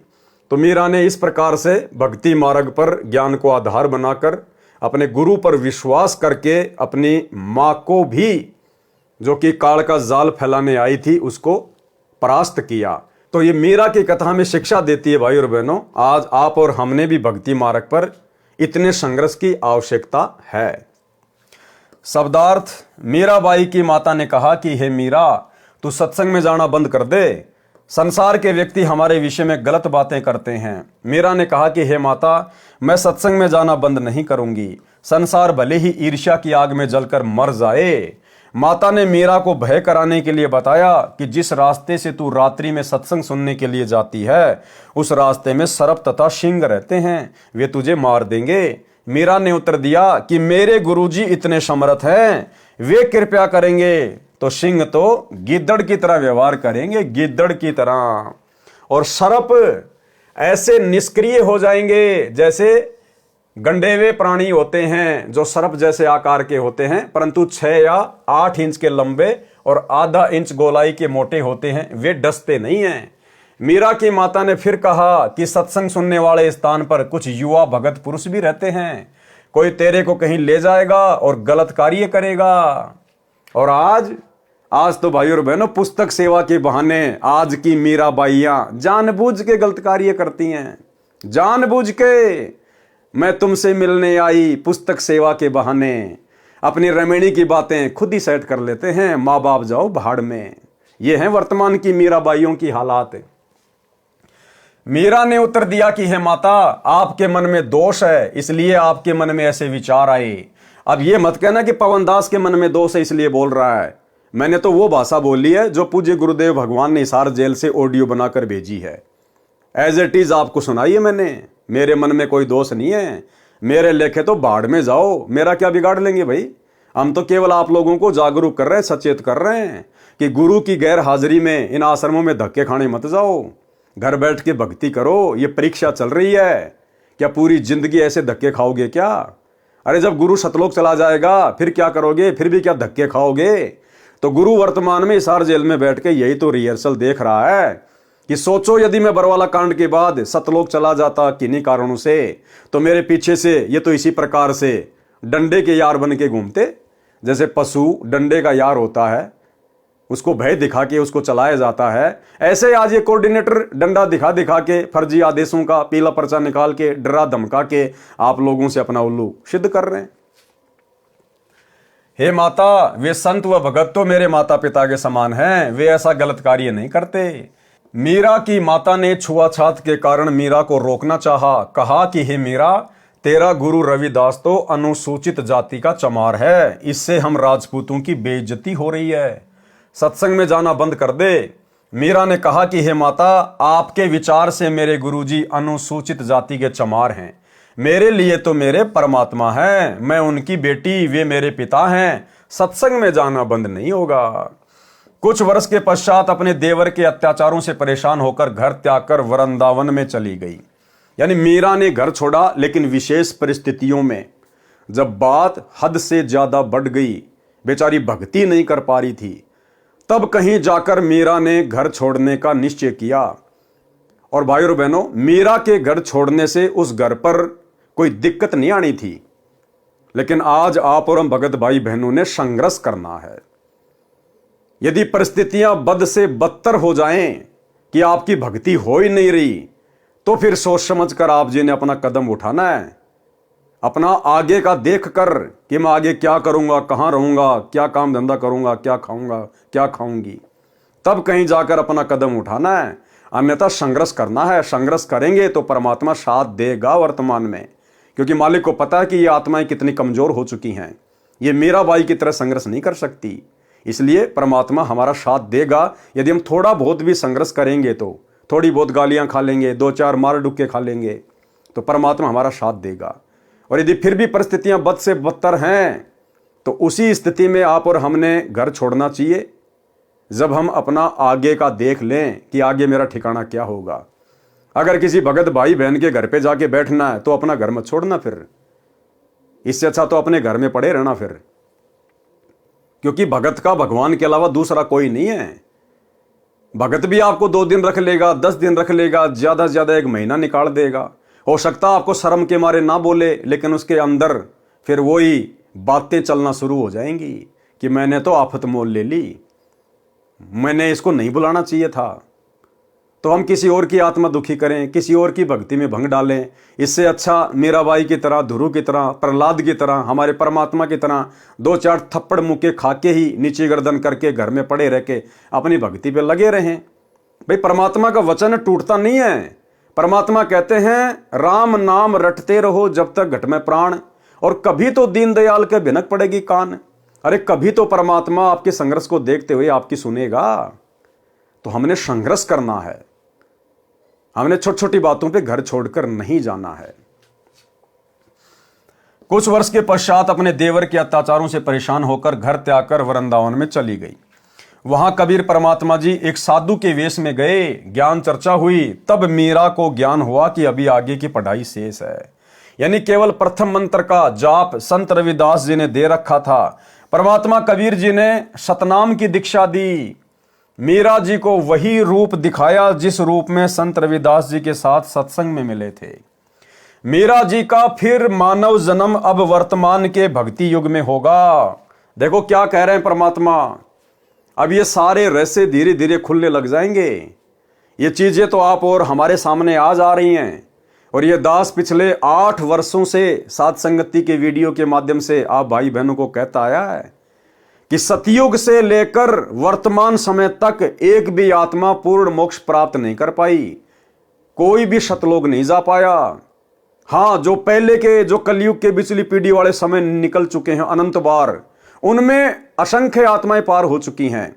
लेकिन वर्तमान जो ये चौकड़ी चल रही है चतुर्युग की, सतयुग, त्रेता, द्वापर और वर्तमान समय, और इन वर्षों में, लाखों वर्षों में परमेश्वर ने जितनी भी आत्माओं को प्रकट होकर अपनी शरण में लिया है, जिन बड़े बड़े महापुरुषों का, भक्तों का हम नाम सुनते हैं, 64 लाख भगत परमात्मा के 650 साल पहले हुए थे, अभी तक उनमें से एक भी आत्मा पार नहीं हो पाई, एक भी आत्मा। क्योंकि पार होने का समय तो ये है वर्तमान का। तो अब देखो गुरुदेव भगवान साथ संगति की प्रत्येक बातों का समर्थन करते जा रहे हैं, प्रत्येक बातों का। मीराबाई का भी पूर्ण मोक्ष नहीं हुआ अभी तक। क्या कह रहे हैं गुरुदेव? मीरा जी का फिर मानव जन्म अब वर्तमान के भक्ति युग में होगा, इस कलयुग की बिचली पीढ़ी में होगा। भाई और बहनों, कुछ दिन पहले साथ संगति में एक बहन आई थी हरियाणा से, जो अपने आप को मीराबाई कहा करती थी। तो भाई और बहनों, वो नकली मीराबाई है, वो वास्तव में मीराबाई नहीं है। उसने अपने विषय में झूठ फैलाया था कि मैं मीरा की आत्मा हूं, मीरा की आत्मा हूं। गुरुदेव क्या कह रहे हैं? उसका जन्म अब होगा, अभी हुआ नहीं है, यानी अब हो चुका होगा वर्तमान में। क्योंकि गुरुदेव ने मुक्ति बोध को लिखा कब? अपने जेल जाने के बाद, यानी 2014 के बाद गुरुदेव ने मुक्ति बोध को लिखा है। तो गुरुदेव कह रहे मीरा का मानव जन्म अब भक्ति युग में होगा। अब वर्तमान में हो सकता है हो चुका होगा ये पुस्तक लिखने के बाद। अगर हो चुका होगा तो मीरा तो मुश्किल से 7 या 8 वर्ष की होगी, और जबकि वो तो 60 साल की थी। और उसके बाद थोड़े समय के लिए वो साथ संगति में आई, अपने आप को मीरा उसने घोषित किया, और कुछ समय बाद साथ संगति से भी भाग गई और पंजाब के अमृतसर में जाकर गुरुद्वारे में बैठ गई। उसने अमृत छक लिया, यानी संत रामपाल जी के चरणामृत से उसका पेटा नहीं भरा, और पंजाब के अमृतसर में जाके गुरुद्वारे में जाकर सरदारनी बन गई। वो कटार वगैरह धारण कर ली, सर पे पगड़ी वगैरह धारण कर ली, और वहां पे अमृत छक लिया उसने। तो वो मीरा की आत्मा नहीं है। मीरा की आत्मा के विषय में परमात्मा क्या कह रहे हैं? मीरा जी का फिर मानव जन्म अब वर्तमान के भक्ति युग में होगा। अगर हो चुका होता तो परमात्मा कह देते कि मीरा आ चुकी है। लेकिन क्या कह रहे हैं गुरुदेव? मीरा जी का फिर मानव जन्म अब वर्तमान के भक्ति युग में होगा। तीनों नाम की दीक्षा मिलेगी, मोक्ष उसकी मर्यादा पर निर्भर करेगा। यानी गारंटी नहीं है कि अगर मीरा जी का वर्तमान में मानव जन्म हो गया, उसको शरण मिल गई, सार नाम मिल गया तो पार हो जाएगी। क्या कह रहे हैं गुरुदेव? मोक्ष उसकी मर्यादा पर निर्भर करेगा। इसलिए चाहे वर्तमान में नानक जी परमात्मा की शरण में आओ, चाहे मीराबाई आओ, चाहे धन्ना जी आओ, चाहे कोई कितने बड़ा महापुरुष या भगत जिनके नाम हैं पंडित रामानंद जी, धर्मदास जी, सर्वानंद जी, नीरू नीमा, ये जितनी भी आत्माएं सब वर्तमान में आएंगी गुरुदेव की शरण में। तो गुरुदेव कह रहे शरण में आने से बात नहीं बनेगी भैया, मर्यादा फर्स्ट है। अगर मर्यादा में रहेंगे तो मोक्ष प्राप्त करेंगे, चाहे मीरा हो चाहे धर्मदास हो।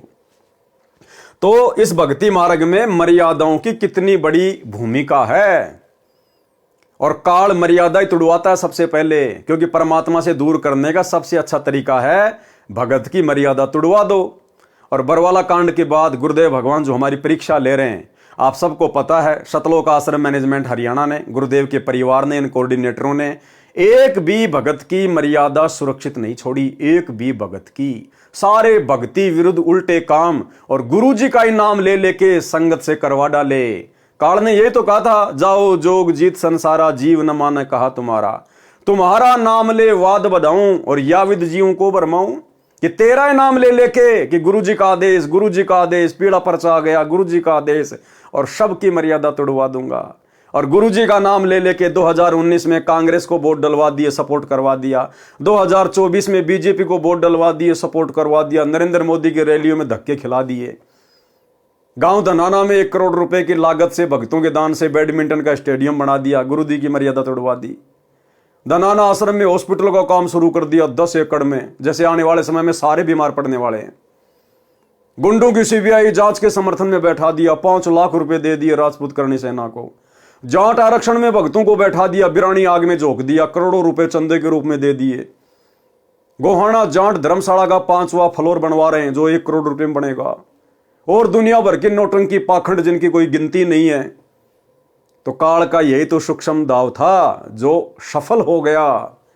और जो गुरुदेव के हीरे मोती लाल थे, जिनके लिए परमात्मा चारों युगों से भटक रहे हैं, जो विशेष आत्माएं हैं गुरुदेव की, परमात्मा ने उन आत्माओं को बरवाला कांड के बाद साध संगतियां शुरू करवा के उनकी भक्ति मर्यादा सुरक्षित रखवाने के लिए पहले साध संगति से जोड़ दिया। तो साध संगति में जितने भी भगत भाई बहन जुड़े हुए हैं, आज चाहे उनकी आर्थिक स्थिति कैसी भी क्यों ना है, उनका शरीर रूप रंग कैसा भी क्यों ना है, आप और हम परमेश्वर की उन महानतम आत्माओं में से हैं। ये कोई मान बढ़ाई के लिए नहीं कह रहे हम। हमें पता है हकीकत क्या है, सच्चाई क्या है, कैसे परमात्मा ने अपनी आत्माओं को काल के जाल से सुरक्षित रखा साध संगतियां शुरू करवा के। मीरा जी का फिर मानव जन्म अब वर्तमान के भक्ति युग में होगा। तीनों नाम की दीक्षा मिलेगी। मोक्ष उसकी मर्यादा पर निर्भर करेगा। भैया अगर मर्यादा में रहेगी तो मोक्ष होगा, नहीं तो फिर 84 में जाएगी। यदि आजीवन विश्वास के साथ मर्यादा में रहकर तीनों नामों का जाप करती रही तो मोक्ष निश्चित है। वृंदावन में भी मीरा की आस्था श्री कृष्ण में कुछ कुछ थी। क्या कह रहे हैं परमात्मा? जब मीरा घर बार छोड़ के वृंदावन चली गई थी तो मीरा की आस्था उस समय श्री कृष्ण जी में थी, थोड़ी थोड़ी। और भैया चाहे थोड़ी थोड़ी हो चाहे ज्यादा ज्यादा हो, परमात्मा कहते हैं 100 वर्ष सतगुरु की पूजा एक दिन आन उपासी, वो अपराधी आत्मा फिर पड़े काल की फांसी। तो मीरा की आस्था श्री कृष्ण जी में थोड़ी थोड़ी थी, इसलिए उसने वृंदावन में जाने का विचार किया था। जब मीराबाई राणा के अत्याचारों से तंग आकर घर त्याग गई थी तो उस क्षेत्र में अकाल मृत्यु, महामारी, अकाल दुर्भिक्ष की मार शुरू हो गई थी। यानी राणा ने एक भगत को सताया, एक भगत को परेशान किया, एक संतनी को दुखी किया। और एक भगत के दुखी करने मात्र से परमात्मा कितना नाराज होता है, कितना रुष्ट होता है। परमात्मा कहते हैं, कबीर मेरे साधु को यानी मेरे भगत को दुख ना दीजियो कोई, और संत दुखी तो मैं दुखी, मेरा आपा भी दुखी होए। हिरणाकुश उदर उदारिया हम ही मार्या कंस, और जो सतावेगा मेरे भगत को उसका खो दूंगा वंश। तो एक भगत के दुखी होने से परमात्मा कितना दुखी होता है। और राणा की नगरी में उसके बाद महामारी फैल गई, अकाल पड़ गया, दुर्भिक्ष पड़ गया, हाहाकार मच गया। और वर्तमान में भाई और बहनों, इसलिए दास बार बार आप भाई बहनों को सचेत करता है, अभी अगर कुछ ऐसा नहीं हो रहा है तो इसका मतलब ये नहीं कि होगा नहीं। अरे वहां तो खाली एक भगत को, मीरा को दुखी किया गया, जिस कारण से राणा की नगरी में हाहाकार मच गया, महामारी और अकाल।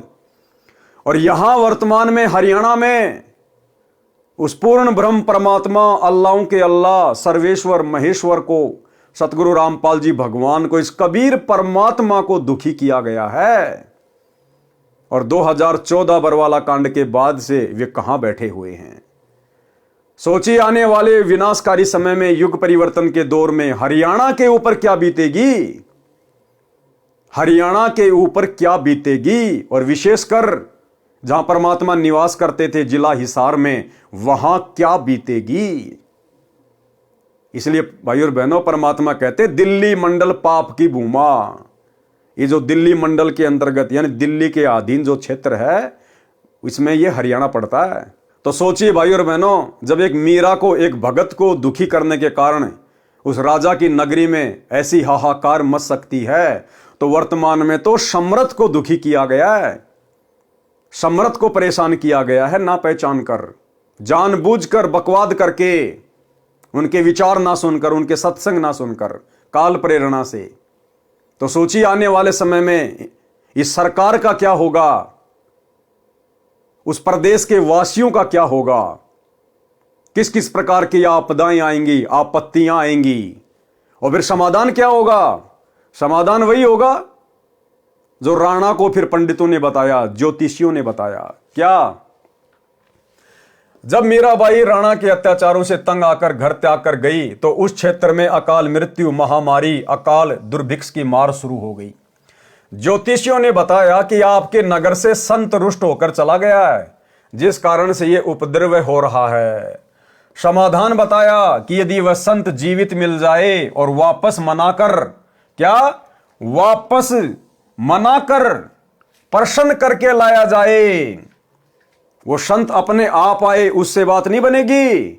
उस संत को मनाकर, प्रसन्न करके, मनाना क्या होता है, प्रसन्न करना क्या होता है, पैर पकड़ पकड़ के, चरणामृत बना के, धो धो के पीकर, रो रो कर, अपने आंसुओं से उनके चरण कमल धोकर, उनको मनाकर, उनको प्रसन्न करके वापस लाया जाए, तो तुम्हारी नगरी के हालात ठीक होंगे।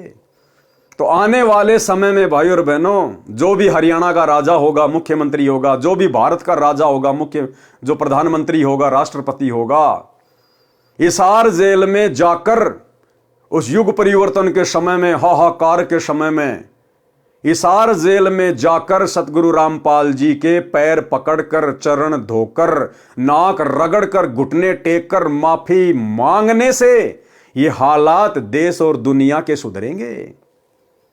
तब जाकर लोगों की सांस में सांस आएगी। ये होगा, अवश्य होगा। ये परमात्मा धरती पे है। इन हालातों में कोई सतगुरु रामपाल जी को परमात्मा मानने वाला नहीं है। दुनिया ऐश कर रही है, मौज कर रही है, दुनिया को कोई कमी नहीं है। भगवान जेल में बैठा है, भगत उनके दुखी हो रहे हैं, आधे भगत बकवाद कर रहे हैं। तो यदि इसी प्रकार से सब कुछ चलता रहा, तो ना तो इस धरती पर कलयुग में सतयुग आएगा, और ना सतगुरु रामपाल जी भगवान हिसार जेल से बाहर आने। भाई ये तो भगवान है, और भगवान ने तो अपने आप को भगवान मनवाना है। गुरुदेव ने बताया कि जीव की आदत है हार नहीं मानता, और भगवान की आदत है हार मनवा के रहता है। तो आने वाले समय में क्या बीतेगी, ये आप और हम सबकी आंखों के सामने होगा। वर्तमान में भले जो लोग गुरुदेव के सत्संगों से अपरिचित हैं, उनकी महिमा से अपरिचित हैं, वो भले इन बातों को मजाक में लें, लेकिन हकीकत यही है। जिस कल की भगवान को आजकल दुनिया यूट्यूब पे ढूंढ रही है, वो कल की भगवान हिसार जेल में बैठे हुए सतगुरु रामपाल जी परमात्मा है। कल्कि के दो मतलब हैं, एक होता है विष्णु का अवतार, वो तो लाखों साल बाद में आएगा, उसका तो वर्तमान में कोई लेन देन ही नहीं है। दूसरा कल्कि होता है कलयुग का भगवान, काल पर विजय प्राप्त करने वाला भगवान कल्कि। तो ये है वो कल्कि भगवान, रियल कल्कि, जो इस कलयुग में सतयुग लाएगा, युग परिवर्तन के दौर में जो देश और दुनिया बचाएगा। ये हैं वो कल्कि भगवान। और इस कल्कि भगवान को 2028 के आसपास, उससे पहले या उससे बाद में, मतलब जब भयंकर परिस्थितियां बदल जाएंगी, बिगड़ जाएंगी, बड़े बड़े देश भी हाथ खड़ा कर लेंगे, जो आज अपने आप को डेवलपमेंट कंट्री कह रहे हैं, हम तो विकसित देश हैं। जब उनके भी हाथ खड़े हो जाएंगे, भारत के तो बिसाती क्या फिर। और उस समय फिर पता चलेगा कि इन परिस्थितियों में कौन सहायता कर सकता है, कौन काबू पा सकता है। इस प्रकृति के ऊपर किसका डंडा है, तब पता चलेगा कि हिसार जेल में बैठी हुई परम शक्ति है। तो उस समय इन राजनेताओं को मजबूरन घुटने टेकने पड़ेंगे, वहां मनाना पड़ेगा, प्रसन्न करना पड़ेगा। तो भाइयों और बहनों, आप और हमें तो दृढ़ विश्वास है और नहीं है तो हो जाना चाहिए। हमने इस भक्ति मार्ग पर जरा भी गफलत नहीं करनी है। परिस्थितियां चाहे कैसी भी हों, कैसी भी बिगड़े, आप और हमारा तो बाल भी बाका नहीं होगा अगर इसी प्रकार से गुरु मर्यादा में रहकर, अपने गुरु को इष्ट मानकर, घर को आश्रम बनाकर अगर इस भक्ति मार्ग पर लगे रहे तो। बाकी दुनिया का उस समय क्या होगा क्या नहीं होगा वो तो फिर हम अपनी आंखों से ही देखेंगे। ज्योतिषियों ने बताया कि आपके नगर से संत रुष्ट होकर चला गया है, जिस कारण से यह उपद्रव हो रहा है। समाधान बताया कि यदि वह संत जीवित मिल जाए और वापस मनाकर प्रसन्न करके लाया जाए तो वह आशीर्वाद देकर सब ठीक कर सकता है। वह आशीर्वाद देकर सब ठीक कर सकता है। और उस समय भी भाई और बहनों, मीरा ने कुछ भी ठीक नहीं करना था। मीरा तो भगत थी, आशीर्वाद देने का तो कोई सवाल ही पैदा नहीं था। उस समय भी परमात्मा ने ही ठीक करना था, इसी कबीर परमेश्वर ने ठीक करना था। अगर मीरा वापस भी आ जाती तो। राणा ने अपने सभापतियों से प्रश्न किया कि ऐसा कौन संत था जो रुष्ट होकर चला गया, क्योंकि मीरा का देवर मीरा को कोई भगत थोड़ी मानता था। तो उसने कहा कि ऐसा कौन संत था जो रुष्ट होकर चला गया। राणा का चाचा यानी मीरा का पितसरा यानी चाचा ससुर भवन सिंह राणा का महामंत्री था, और इस भवन सिंह ने परमात्मा कबीर जी से नाम उपदेश भी ले लिया था तथा परमात्मा का भगत था। मीराबाई के साथ भौम ने भी संत रविदास जी से नाम लिया था। भौम को यानी भवन को एक नौकर राजा ने दे रखा था, उस नौकर ने भी उस समय संत रविदास जी से नाम लिया था। वे पहले मीरा के साथ बैठकर परमात्मा की चर्चा घंटों किया करते थे। भवन मीरा को बेटी की तरह तथा साध्वी की तरह सम्मान देता था, परंतु अत्याचारी भतीजे राजा से डरता था। मीरा को सांत्वना देता था कि भक्तों का भगवान रक्षक है। मीरा के चले जाने के पश्चात भवन तथा नौकर बहुत रोते थे, याद करते थे। भौम ने राजा को बताया कि मीरा संत थी। उस राणा को मीरा के चाचा ससुर भवन ने बताया कि मीरा संत थी, वह चली गई, इस कारण से यह सब अनिष्ट हो रहा है। राणा ने कहा कि उसे कौन ला सकता है। अब देखो, फिर भी अहंकार, फिर भी घमंड, फिर भी अहंकार, फिर भी घमंड। वो राणा खुद जाने को तैयार नहीं हुआ। अगर वो सैनिक या कोई और राणा के आदेश से मीरा को ले भी आते तो भी परमात्मा दया नहीं बख्शता, क्योंकि मैन अत्याचारी कौन था जिसके अत्याचार से दुखी होकर मीरा वृंदावन गई थी, उसको जाना पड़ेगा, उस राजा को, उस राणा को जाना पड़ेगा। लेकिन वो शेर तो आदेश दे रहा कि कौन ला सकता है मीरा को, यानी अभी उसको आवश्यकता नहीं थी, अभी वो दुखी नहीं था, जनता दुखी हो रही थी। राणा ने कहा कि उसे कौन ला सकता है, मैं कभी उसे कष्ट नहीं दूंगा, प्रतिज्ञा करता हूं। 2 सिपाही जो मीरा की निगरानी के लिए छोड़ रखे थे, मीरा के साथ छाया की तरह साथ रहने का आदेश राणा ने दे रखा था। मीरा की प्रत्येक गतिविधि पर नजर रखने को कहा था। दोनों मीराबाई से ज्ञान चर्चा सुना करते थे, उसके कष्ट में रोया करते थे, कहते थे कि बहन विश्वास रखो, परमात्मा सब देख रहा है। मीरा के अचानक चले जाने से उसकी दशा भी खराब थी, घंटों रोते थे।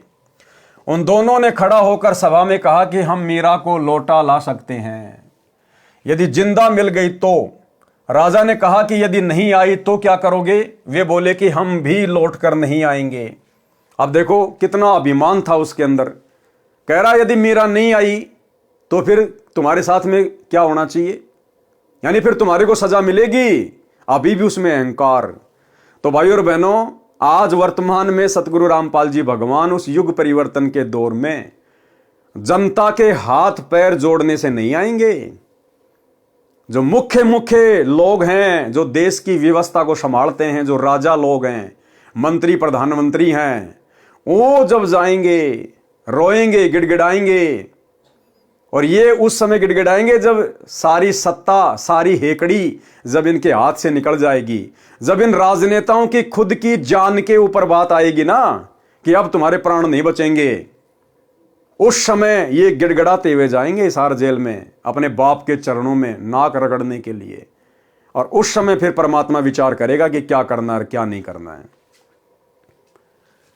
उन दोनों ने खड़ा होकर सभा में कहा कि हम मीरा को लौटा ला सकते हैं यदि जिंदा मिल गई तो। राजा ने कहा कि यदि नहीं आई तो क्या करोगे?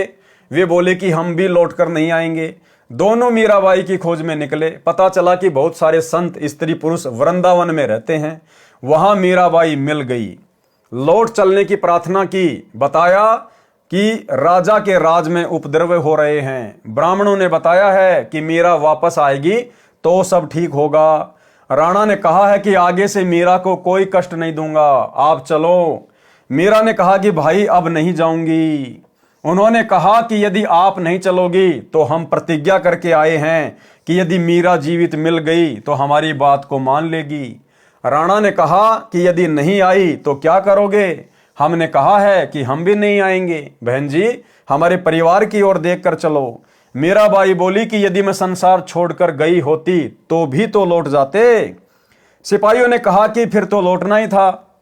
उसी समय मीरा ने एक तारा वाला यंत्र उठाया, परमात्मा की स्तुति करने लगी। आंखों से प्रेम के आंसू बहने लगे। उसी समय श्री कृष्ण जी की मूर्ति में समा गई। अब श्री कृष्ण जी की मूर्ति में समाने वाली भाई और बहनों उस समय मीरा नहीं थी।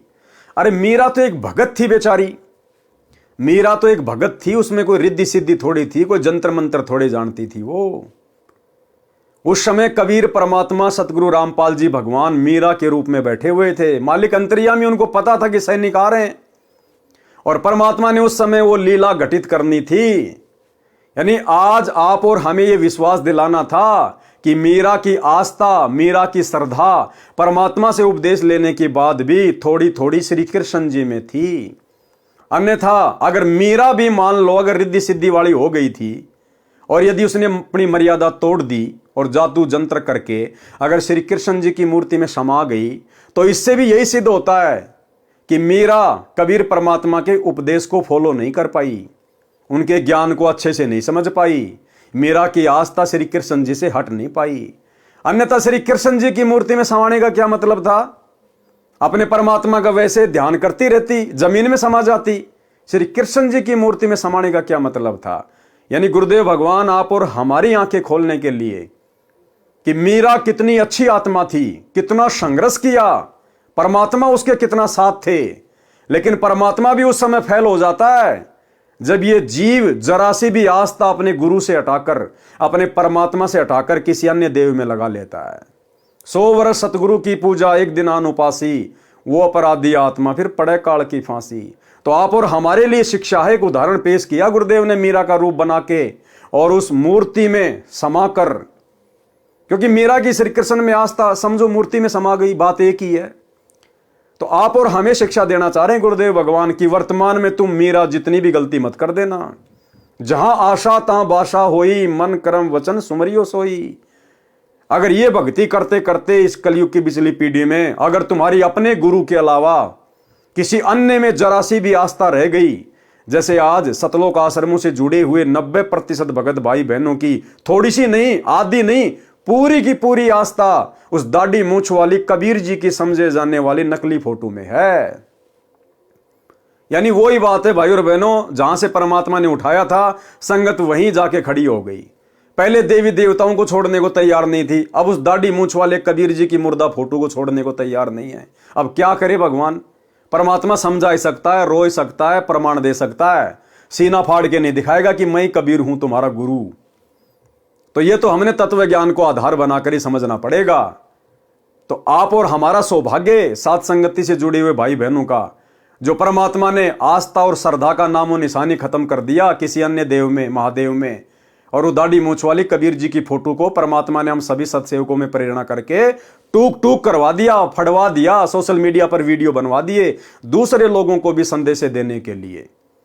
तो ये साथ संगति गुरुदेव भगवान का विशेष मिशन है, 13वां यथार्थ कबीर पंथ है। उसी समय मीरा जी ने एक तार वाला यंत्र उठाया, परमात्मा की स्तुति करने लगी, आंखों से प्रेम के आंसू बहने लगे। उसी समय श्री कृष्ण जी की मूर्ति में समा गई। दोनों नौकरों ने लौटकर राणा को सभा में बताया। उस समय राजा अपने महामंत्री भवन के साथ शिकार खेलने जाने वाले थे। भौम तलवार तीर लेकर तैयार था। उसके घोड़े को भगत नौकर पकड़कर खड़ा था। यानी जो भगत था, वो जो नौकर था वो भगत बन गया था। वो भवन के घोड़े को पकड़ के खड़ा था। भवन मंत्री सभा में बैठा था। नौकरों से राजा ने प्रश्न किया कि मिली मीरा? नौकरों ने कहा कि मिली थी, मना कर दिया। भगवान की मूर्ति में समा गई। राजा अहंकारी था। उसने कहा कि बाहर जाकर चरित्रहीन हो गई होगी, मुसलमान खत्म कर लिया होगा, इसलिए धरती में गड़ गई। जब जानता वो संत थी, ऊपर आकाश में स्वर्ग में जाती। उस अहंकारी राजा ने और परमात्मा की प्यारी आत्मा के विषय में, मीरा के विषय में क्या कुशब्द कहे कि जब जानता वो भगत थी, जब ऊपर आकाश में जाती स्वर्ग में, जमीन में गड़ गई, कोई मुसलमान खत्म कर लिया होगा। यानी टोंट कसा, व्यंग कसा कि उस समय मानता कि वो संत थी, भगत थी, जब ऊपर उड़ के जाती। अब भाई और बहनों, परमात्मा फिर अपने भगत की बेइज्जती सहन नहीं कर सकता। उसी समय परमात्मा भवन के रूप में प्रकट हो गए। वहां पर मीराबाई के चाचा के रूप में, भवन के रूप में परमात्मा प्रकट हो गए। उस भवन को नहीं पता चला कि मैं कौन हूं और अब मेरे रूप में सारा खेल कौन खेलने वाला है। तब जानता वो संत थी, जब ऊपर आकाश में स्वर्ग में जाती। उस समय भवन भगत खड़ा हुआ और बोला, हे अपराधी। अब हमने पहले क्या पढ़ा, वो तो बहुत डरता था वो अपने भतीजे से। वो जो भवन था, महामंत्री था उसका, वो अपने भतीजे से डरता था। लेकिन उस समय क्या हुआ, तुरंत खड़ा हुआ भरी सभा में और क्या कहा अपने भतीजे को कि हे अपराधी।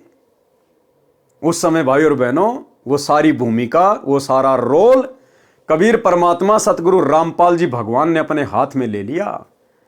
जिस प्रकार आपने कबीर सागर के सरलार्थ में पढ़ा कि हनुमान जी द्रोणागिरी पहाड़ को उठाकर लंका ले गए। गुरुदेव ने क्या बताया, वो उठाता हुआ हनुमान दिखाई दे रहा था, लेकिन सूक्ष्म रूप में हनुमान जी के हाथों के नीचे हाथ किसने दिए? इसी कबीर परमात्मा सतगुरु रामपाल जी भगवान ने। तो इसी प्रकार वो बोलता हुआ तो भवन दिखाई दे रहा था, लेकिन उस समय वो रोल कबीर परमात्मा सतगुरु रामपाल जी ने अपने हाथ में ले लिया। उसी समय भवन भगत खड़ा हुआ और बोला, हे अपराधी, उस देवी के लिए ऐसे कटे जले शब्द ना बोल।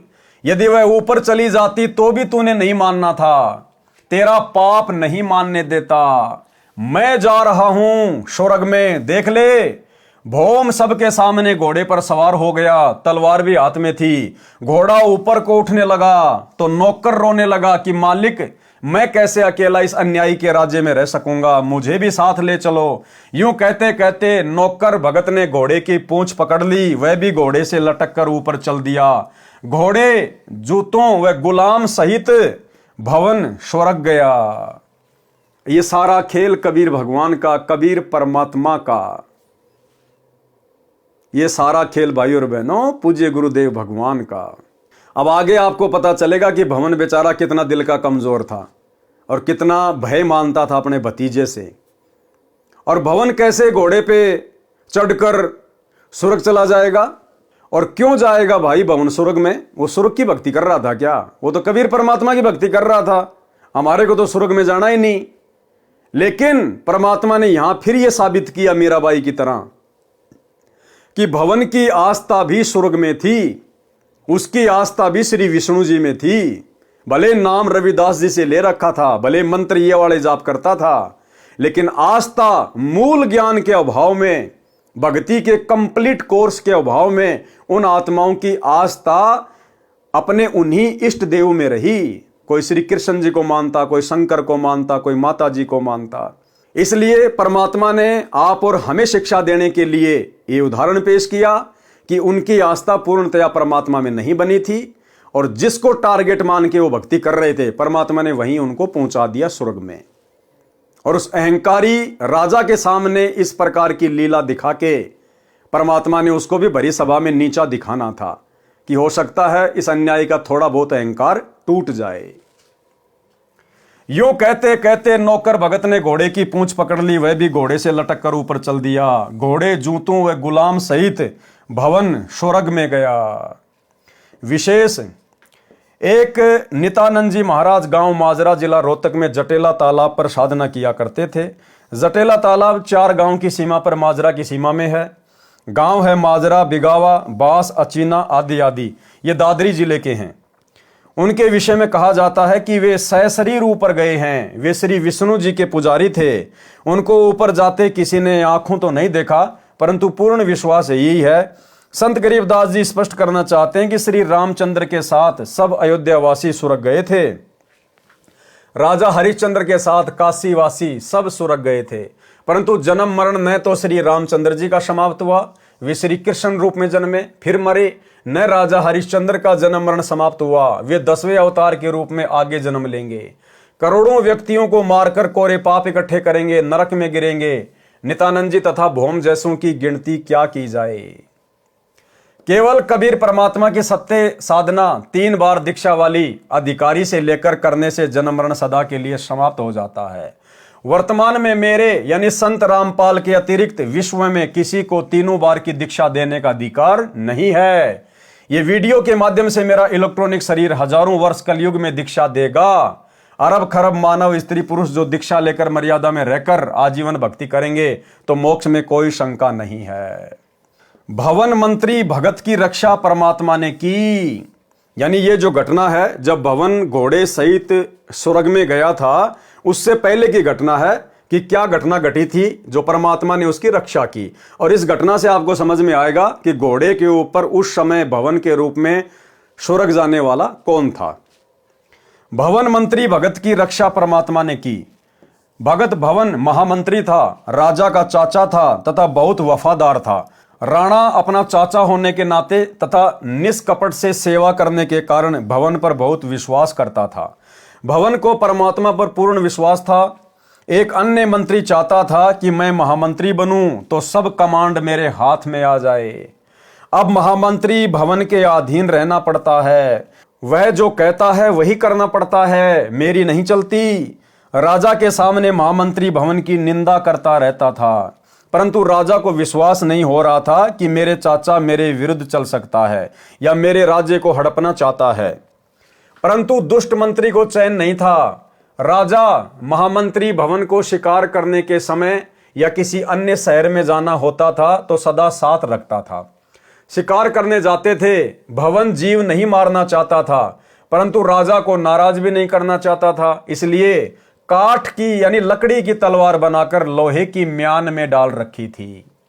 बाहर से तो तलवार तेज धार वाली लगती थी, अंदर लकड़ी का टुकड़ा था। भवन शिकार के समय राजा से दूसरी ओर घोड़ा दौड़ा ले जाते थे, कोई जीव हिंसा नहीं करते थे।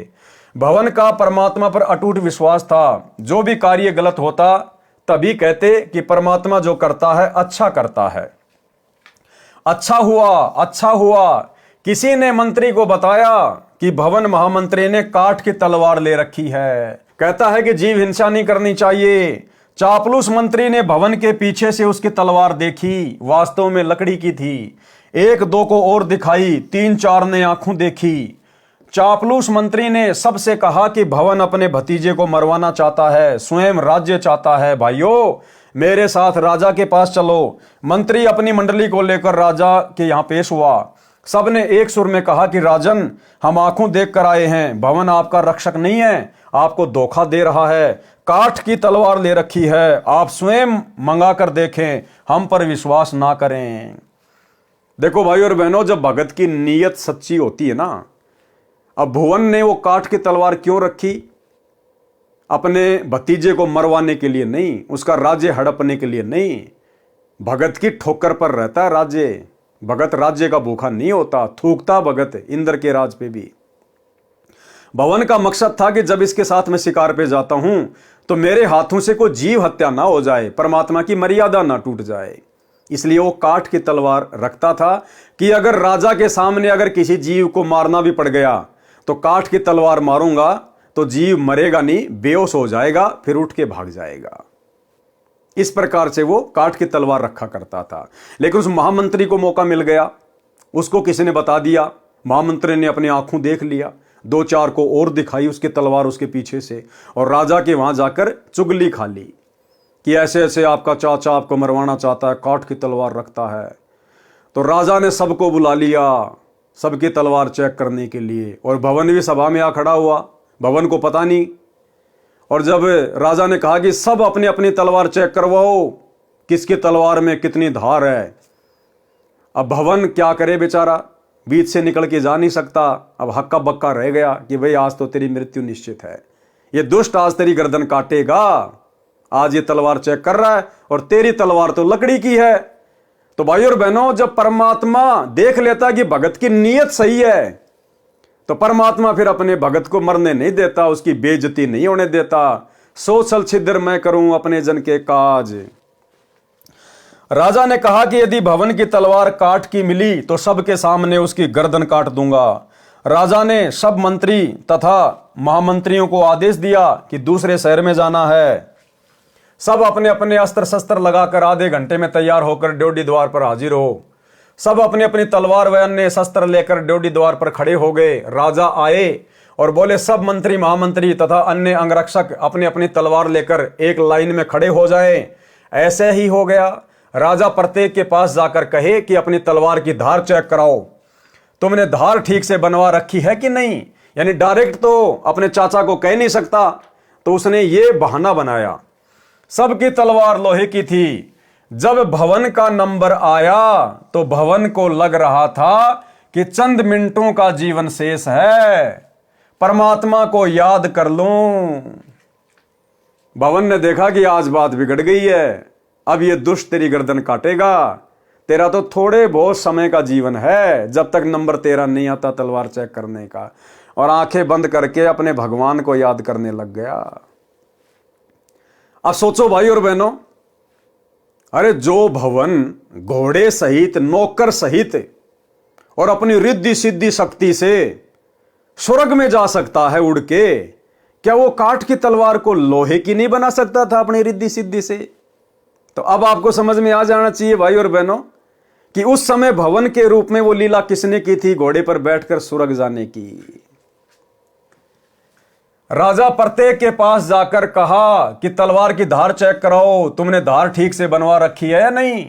सबकी तलवार लोहे की थी। जब भवन का नंबर आया तो भवन को लग रहा था कि चंद मिनटों का जीवन शेष है, परमात्मा को याद कर लूं। भवन परमात्मा का नाम जो गुरुजी से ले रखा था जाप करने लगा। आप और हमें एक और शिक्षा दे रहे हैं गुरुदेव भगवान, जब कभी कभार तुम्हारे सामने भी इस प्रकार की परिस्थिति पैदा हो जाए, तुम्हारे को कुछ भी समझ में ना आए, तो उस समय फिर अपनी तिगड़मबाजी को छोड़कर अपना दिमाग इधर उधर दौड़ाने के बजाय और जो सुमरण दे रखा है गुरुदेव भगवान ने, अपने परमात्मा में ध्यान लगा देना चाहिए। कोई विशेष संकट आता दिखाई दे, कोई परेशानी दिखाई दे, तो उस समय सुमरण ही हमारा हथियार होना चाहिए, सुमरण ही हमारा सहारा होना चाहिए। फिर परमात्मा आपत्ति को टाल देता है। भवन परमात्मा का नाम जो गुरुजी से ले रखा था जाप करने लगा। राजा ने कहा कि महामंत्री तलवार म्यान से निकाल। भवन को पता ही नहीं चला कि कब तलवार म्यान से बाहर निकली, वह तो अंतिम श्वास ले रहा था। अब भवन के तो होश उड़ गए, उसको तो पता ही नहीं, परमात्मा ने उसको निष्क्रिय कर दिया। जैसे रामचंद्र जी के पास गए परमात्मा रावण के साथ युद्ध वाले क्षेत्र में, तो रामचंद्र जी को पता नहीं परमात्मा ने कहां खड़ा कर दिया, गुप्त अदृश्य कर दिया। और रामचंद्र के रूप में फिर तीर किसने मारा? कबीर परमात्मा ने रावण की नाभि में, और नाम हो गया रामचंद्र का। तो ठीक इसी प्रकार जब भवन का नंबर आया तो भवन ने देखा भैया बस तेरा लास्ट समय आ गया, गुरुजी को याद कर ले। वो तो अपना सुमरण में ध्यान लगा लिया, परमात्मा ने उसकी बुद्धि ऑफ कर दी, उसको तो कुछ नहीं पता क्या हो रहा है क्या नहीं हो रहा है। और उस समय वो दुनिया को भवन दिखाई दे रहा था, लेकिन उसी समय सूक्ष्म रूप में परमात्मा आ गए और तलवार निकाली। भवन को नहीं पता कब तलवार निकल गई, कब चेक हो गई। और जैसे ही तलवार निकाली परमात्मा ने भवन का रूप बना के, वो तलवार स्टेनलेस स्टील की, जितने भी लोग थे सबसे ज्यादा चमकदार बिजली की तरह यूं चमक रही तलवार। सब लोग हक्का बक्का रह गए, अरे इसके पास में ऐसी गजब की तलवार कहां से आ गई, अभी तो हमने अपनी आंखों से देखा था लकड़ी की तलवार थी। तो ऐसे खेल खेलता भाई और बहनों परमात्मा अपने भगत के लिए। क्या कह रहे हैं परमात्मा? राजा ने कहा कि महामंत्री तलवार म्यान से बाहर निकाल। भवन को पता ही नहीं चला कि कब तलवार म्यान से बाहर निकल गई। वह तो अंतिम श्वास ले रहा था। ज्यों ही भवन ने पूरे वेग के साथ तलवार म्यान से बाहर निकाली तो तलवार लोहे की थी। उसकी चमक आंखों को ऐसे लग रही थी जैसे आकाशीय बिजली का चमका लगा हो। देखने वाले जो आंखों देख चुके थे कि भवन की तलवार लकड़ी की थी, उनको अपनी आंखों पर भरोसा नहीं हो रहा था। इस घटना के पश्चात भवन की आस्था परमात्मा में पूर्ण रूप से दृढ़ हो गई, परंतु दुष्ट मंत्री बाज नहीं आया। तो भाइयों और बहनों, ये सारी की सारी जो कथाएं हैं, जो कहानियां हैं, ये गुरुदेव भगवान आप और हमारे विश्वास को वर्तमान में इस कलयुग की बिचली पीढ़ी में अपने चरणों में दृढ़ करने के लिए लिख रहे हैं कि आप लोगों ने भी इतना विश्वास अपने गुरुदेव भगवान पर होना चाहिए। उसके बाद परमात्मा ना जाने आपके रूप में क्या क्या खेल खेल देगा, होनी को अनहोनी कर देगा। साहिब से सब होता है, बंदे से कुछ नहीं, वो राई से पर्वत कर दे, फिर पर्वत से राई। परमात्मा जो चाहे सो कर दे, भरम पड़ो मत कोई। और सेव दड़ पर शीश चढ़ाया, पाछे करी रसोई। मोला जल से थल करे, थल से जल कर देत, और साहिब तेरी साई भी शाम कहूं के श्वेत। तो यह आप और हमारे लिए शिक्षा है कि अपने गुरु पर अगर विश्वास करो तो इतना करो जैसे भवन ने किया। फिर देखना परमात्मा कैसे आपत्तियों के बादल शीतल हवा चला के टाल देता है। परंतु दुष्ट मंत्री बाज नहीं आया। लेकिन जो मंत्री था, जो महामंत्री बनना चाहता था भवन को हटवा कर, वो अपनी हरकतों से बाज नहीं आया। और फिर एक ऐसी घटना और घट गई। परमात्मा जो करता है अच्छा करता है। परमात्मा इस घटना के माध्यम से भी हमें यह संदेशा देना चाहते हैं कि भगत के जीवन में भक्ति करते करते समय चाहे कैसे ही ओछी मंदी घटना घटित क्यों ना हो जाए, वो भगत के लिए बहुत हितकारी है, लाभकारी है।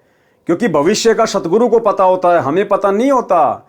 तो भगत ने कभी भी अपने आप को कमजोर नहीं पड़ने देना। चाहे कैसे भी टाइम पास हो रहा है, चाहे छोटी मोटी कोई आपत्ति भी क्यों ना आ जाए, भक्ति करते करते परमात्मा पहाड़ जैसी आपत्ति को हल्के में टाल रहा होता है। उनका ऑपरेशन बैकग्राउंड में चालू रहता है।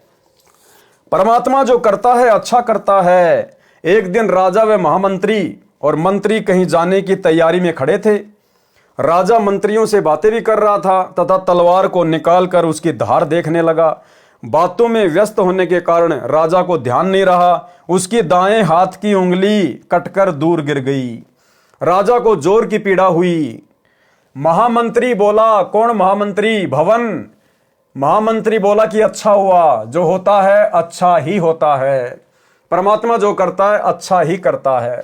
उस दिन राजा को लगा कि वास्तव में महामंत्री के मन में दोष है, ये मेरा अहित चाहता है। चापलूस मंत्री को मौका मिल गया। राजा के लिए वैद्य बुला कर लाया। कहने लगा कि हे राजन, देख लिया आपने, सुन लिया अपने कानों से। राजा ने आदेश दिया कि महामंत्री को जेल में डाल दो। चापलूस मंत्री को महामंत्री बना दिया। 6 महीने में राजा की उंगली का जख्म भर गया। राजा के दाएं हाथ में केवल 3 अंगुलियां थी। नए महामंत्री को साथ लेकर राजा शिकार करने गया। जंगल में शिकार के पीछे घोड़ा दौड़ा रखा था। राजा तथा महामंत्री दोनों सेना से दूर गहरे जंगल में चले गए। आगे कुछ जंगली व्यक्ति मिले। उन्होंने दोनों को घेर लिया तथा पकड़कर रस्सों से बांधकर घर पर ले गए। जंगली व्यक्तियों ने देवी को नर बलि चढ़ाने का संकल्प कर रखा था। पुरोहित को बताया कि दोनों व्यक्ति पकड़कर लाए हैं। पुरोहित ने कहा कि अच्छी बात है, दोनों की बलि चढ़ा देंगे, देवी अधिक प्रसन्न होगी। परंतु जांच करो कि इनका कोई अंग भंग ना हो। जांच करने पर पाया कि एक व्यक्ति की एक अंगुली नहीं है, कटी हुई है। पुरोहित बोला कि जिसकी अंगुली कटी है उसे जाने दो, वह बलि के योग्य नहीं है। दूसरे को तैयार करो। देखते ही देखते चापलूस मंत्री का सिर काटकर पत्थर की मूर्ति पर चढ़ाकर फिर पकाकर खाने के लिए ले जाने लगे। राजा तेजी से भागा, सीधा कारागार में गया यानी जेल में गया, वहां महामंत्री बंद था, उसे कैद मुक्त किया तथा आप बीती बताई और कहा कि आप ठीक कह रहे थे कि जो होता है अच्छा ही होता है। यदि उस दिन मेरी उंगली न कटी होती तो आज मेरी मौत होती। राजा ने महामंत्री से प्रश्न किया कि मेरी उंगली कटी तो मेरी जान बची, मेरे लिए तो अच्छा हुआ, परंतु आपको 6 महीने की कैद का कष्ट भोगना पड़ा, आपके लिए क्या अच्छा हुआ? तो महामंत्री ने कहा कि 6 महीने की कैद से मेरी भी जान बच गई। यदि मैं कैद में ना होता तो आपके साथ जंगल में जाता, उस मंत्री की जगह मेरी बलि चढ़ती। राजा ने अपनी गलती की क्षमा याचना की, उसे अपना पुनः महामंत्री बनाया। यानी जो परमात्मा करता है भगत के साथ में वो अच्छा ही होता है। देखो, जगत वालों को तो जैसे उनके जो कर्म हैं उस हिसाब से उनके साथ घटनाएं घटित होंगी। सतगुरु के शरण में आने के बाद भगत के साथ यदि कोई घटना घटित होगी तो फिर परमात्मा उसकी परीक्षा के लिए, उसके विश्वास को बढ़ाने के लिए या पहाड़ जैसी आफत को परमात्मा हल्के में टाल रहा होगा। तो हमने केवल विश्वास के साथ अपनी भक्ति पर लगे रहना होता है। आत्मज्ञान बिना नर भटके, यानी मीराबाई के साथ क्या घटना घटित हुई जब वो राणा की नगरी को छोड़कर वृंदावन को जा रही थी। आत्मज्ञान बिना नर भटके। आत्मज्ञान क्या होता है? मैं कौन हूं, क्यों जन्म रहा हूं, क्यों मेरी मृत्यु होती है, मरने के बाद कहां जाऊंगा, इस मनुष्य जीवन का क्या मकसद है, ये सारी बातें हैं आत्मज्ञान। जब बहन मीरा जी घर त्याग कर जा रही थी तो रास्ते में कुछ व्यक्ति एक गुफा के द्वार के सामने बैठे थे। मीराबाई ने उनसे वहां इकट्ठे होने का कारण जाना तो बताया कि इस गुफा के अंदर एक महात्मा रहता है, वह कभी कभी बाहर आता है, जिसको दर्शन हो जाते हैं उसका कल्याण हो जाता है, परंतु महिलाओं को दर्शन नहीं देते। मीराबाई ने कहा कि मैंने तो सुना है कि पुरुष तो एक परमात्मा ही है, अन्य तो शरीर बदलकर स्त्री पुरुष बनते रहते हैं। यदि कोई दूसरा पुरुष पृथ्वी पर है तो मैं उसके दर्शन करके ही जाऊंगी। महात्मा का विशेष सेवक था, केवल वह गुफा में जा सकता था। सेवक से महात्मा पता कर लेता था कि कोई स्त्री तो बाहर नहीं बैठी है। सेवक ने बताया कि एक साध्वी आई है, वह कहती है कि मैं तो दर्शन करके ही जाऊंगी।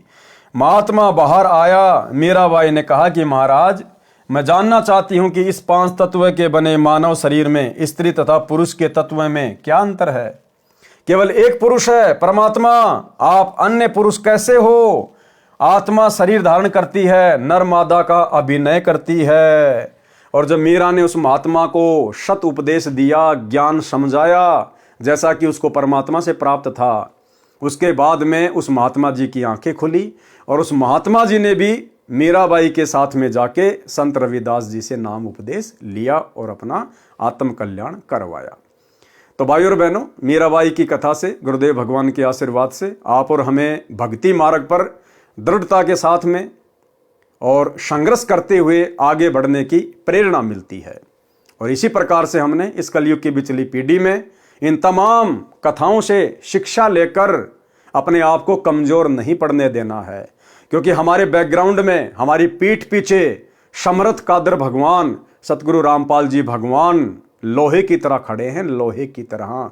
अगर मर्यादा में रहकर इस भक्ति मार्ग पर टिके रहे तो भाइयों और बहनों, आज के वीडियो में केवल इतना ही। कल रात्रि 8 बजे सभी भाई बहन फिर से लाइव जुड़िए एक नए वीडियो के साथ में। तब तक गुरुदेव भगवान आप और हम सभी को आज्ञा दे, इजाजत दे, आशीर्वाद दे। बंदी छोड़ सतगुरु रामपाल जी भगवान की जय हो।